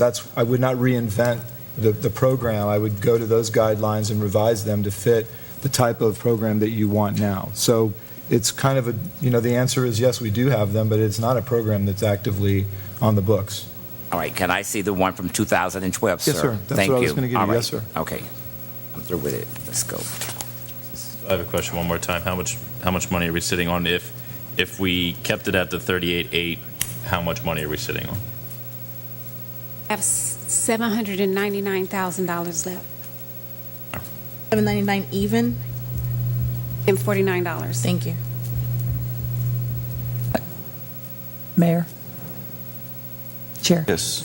Just Linda Cross, 625 Casa Loma Boulevard, Unit 601. Just one other thing that was mentioned at the CRA Board, and that is, and I think Mike's absolutely right, one of the most serious issues people have especially when we have storms, is roof damage. These homes, for the income levels we're talking about, these homes are typically uninsured or underinsured to a great extent when they have any kind of named storm damage. As we all know, we have higher deductibles when it's a named storm. If they're underinsured or uninsured, then they have 100% deductible. So that was one of the reasons the CRA Board wanted to increase it at least to $100,000. Again, not knowing what rollover funds we had, we wanted to go up at least to $100,000 to hopefully get more homes in. And if we restricted it to even just the roofs, we could probably do $10,000 on average per home. And if we leave it at the 38,000, we can always amend this budget and add more funds, but there's become a time that when we need to add funds. Good. Yeah. Let's say 38.81. Actually, I just like to round it up to even 50 because it seems like we used the 845 as a leftover. All right, let's go up to 50. Is everyone okay with the even number of 50? I We have $799,000. What are we going to do with that? I'm going to recommend that we bring the MLK allocation back up to 1.162. We cut it down to like 600,000, so we took 500 grand out of that. If we bring that back up to its previous level, there will still be another $200,000 to work with, but I think if we're serious about the MLK corridor redevelopment and potential land acquisition and and fostering some sort of development with economic incentives that 600 wouldn't do the job. Second that. Board Member McCray? I'm delighted with it. Okay, all right, so please, with the math, please. So 799, we want the 1.162 back, or do you want to make that an even number and help everyone here? Can we make it like 1.2 million or just 1.1 million and make it simple? What would you guys like? Yeah, let's go up to 1.2. All Let's right. don't drop it. But I say this with the belief that in short order, we're going to seriously pursue either a development opportunity. I don't want this just to turn into a rollover fund. We can get this project done. We can get Ocean Breeze East done. We can get Sarah Sims done. So I don't want that to just turn into a pile of money that people are waiting to fall through to be used for something else. I want to see an aggressive attempt to work on MLK in addition to Ocean Breeze East.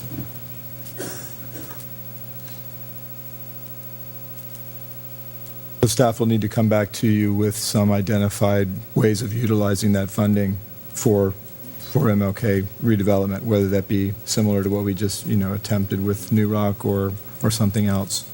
I'd like to see something along the lines of, since the contract that we had with New Rock fell through, we could propose another RFP like we just did with Ocean Breeze East here along the same lines, using those same parameters, and go out and start making those development projects happen. I think we're in the area where it's been a very long time coming, and it's time now that we pull the trigger.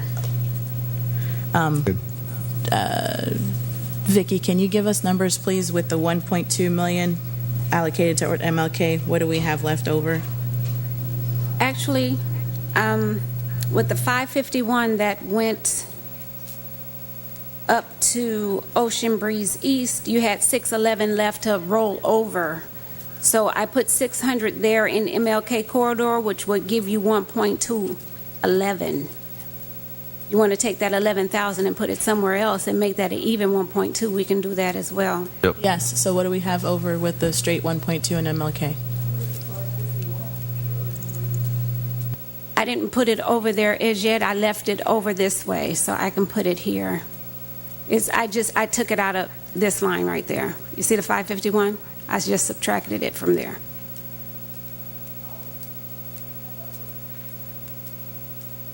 No, it's not going to add up in the CRA board column because that's 1718. I just took it out of there because I'll know when I get back to the office to take it out of there, ma'am.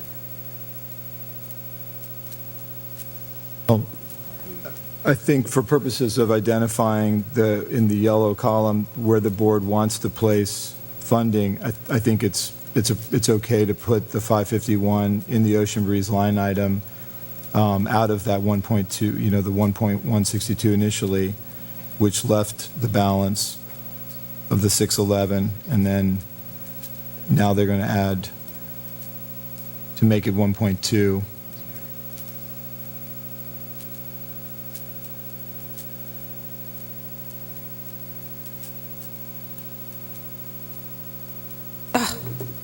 One less. No pressure.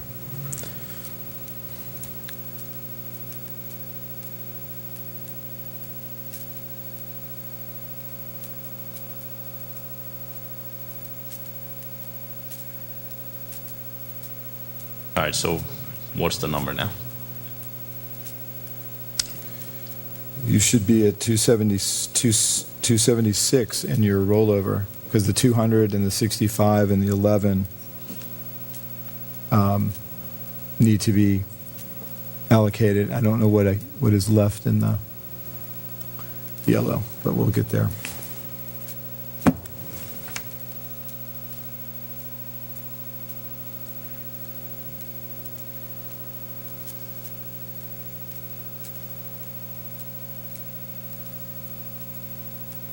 That yellow column currently represent everything that we've done? And if not, could we reconcile?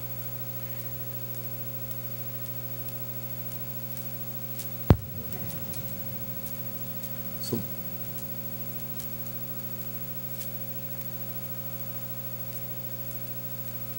What you happened wanna- was I couldn't, what I did was I took the rollover monies and I mixed it with the 17, 18, but I couldn't do that right now. So if I That's why remember it's messed correctly, up. if I remember correctly, you told us initially that we had 799.49 left over, correct? If we up the MLK to 1.2, that should leave us with 589. Y'all can confirm my math here, but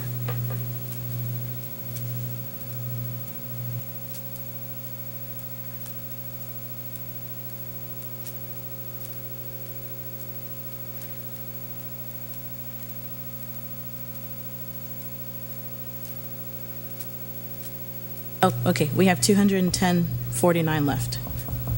That's what we should have. I would suggest we move the remainder into the economic development Right. grants. That's where I was going. So if that number is correct, the 210.49, then we go ahead and pour that back into the economic development grants category, which would put us, we were at 100, so now that would bring us to 310 there.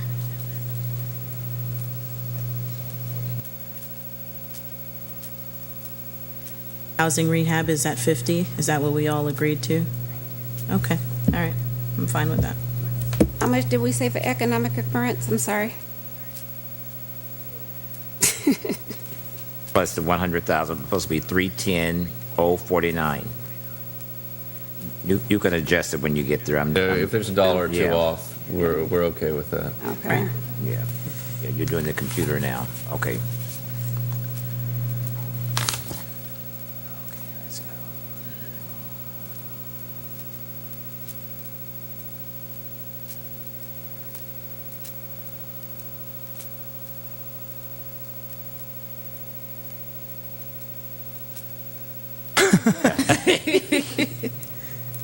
Yeah, let's go. All right. And we'll send figure that it to out. you in a revised form, Yeah. zeroed out. But I think No, I don't think we need to wait till the very end of.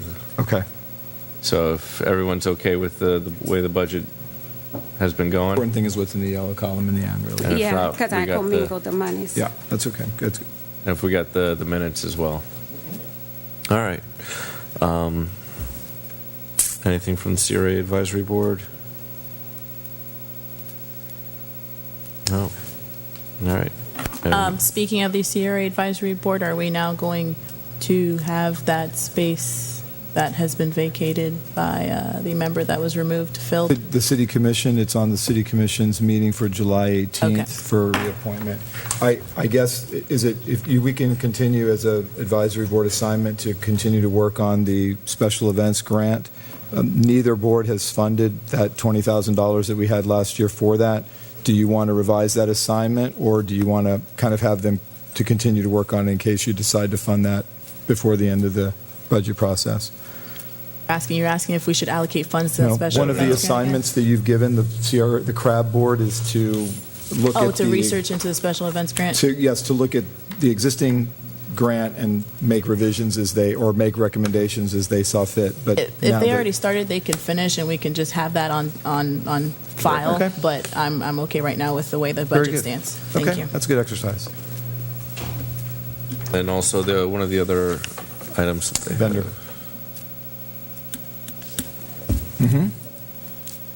Vendor policy, great. All right. Any other questions about future agenda items? Seeing none, may I have a motion to adjourn? So moved. Second. All those in favor state so by saying aye. Aye. Aye.